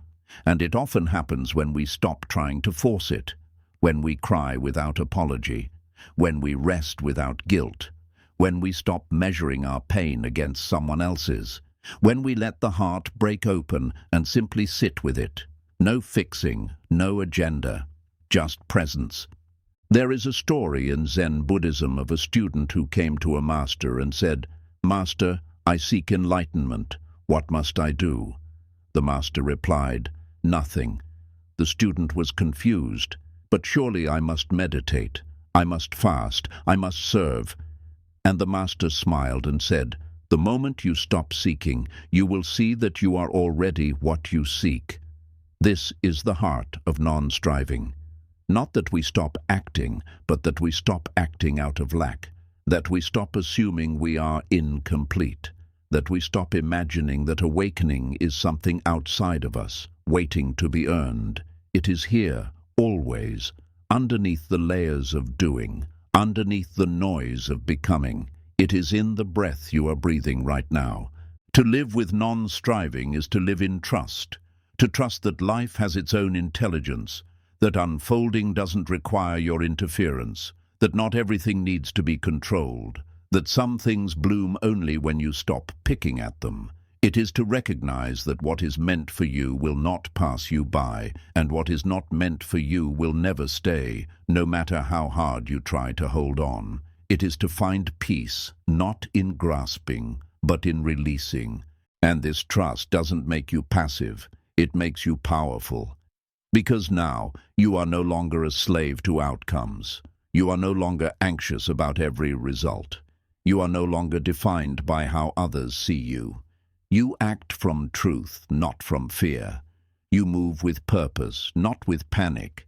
You breathe with ease, not with urgency. You live not to arrive, but to be. So next time you find yourself pushing, grasping, demanding, pause. Ask yourself, what am I trying to control? What am I afraid of if I stop? Can I trust the unfolding? And then gently, without shame, soften, breathe, release. Let the muddy waters settle. Let the pond become clear. Let the moment be enough. Because the most beautiful things in life do not come when you chase them. They come when you stop running, when you are still enough for them to find you. So stop trying to arrive. You are already here. Stop trying to become. You already are. Let life unfold. And you will witness miracles you never could have forced. In the quiet spaces between our striving, in the moments when the breath returns to itself without force, something ancient begins to stir, a presence that has been waiting all along. It is not found in the heights of effort, but in the softness of surrender, not in the tension of control, but in the openness of trust. When we begin to live without the tight grip of needing to become, we awaken to the truth that was hidden by our very trying, that peace, that joy, that wholeness we seek. It was never elsewhere. It was never later. It was never earned. It was always here, beneath the noise, behind the effort, beneath the 1,000 masks we wear in pursuit of better. Non-striving does not mean we lose motivation. It means we free it from fear. It means we stop dragging our soul behind the wagons of achievement. It means we stop measuring our value by movement and allow stillness to become sacred again. You do not become your true self through the violence of self-improvement. You meet your true self when you stop running long enough to listen. And that meeting does not require fanfare. It requires silence. It requires honesty. It requires a willingness to be here, now, as you are, with nothing to prove and everything to embrace. So let go of the timeline. Let go of the need to always be in motion. Let go of the inner voice that tells you you're behind, that you must catch up, that you're not doing enough. Trust the unfolding. Trust the pauses. Trust the rhythm of life that breathes through all things, including you. There is wisdom in your stillness. There is healing in your non-doing. There is awakening in your surrender. And when you finally stop striving, not out of defeat, but out of wisdom, the world does not collapse. It opens. You don't disappear. You reappear, whole, grounded, free, like a lotus blooming not from effort, but from alignment. Let it unfold. You are already home. You always were.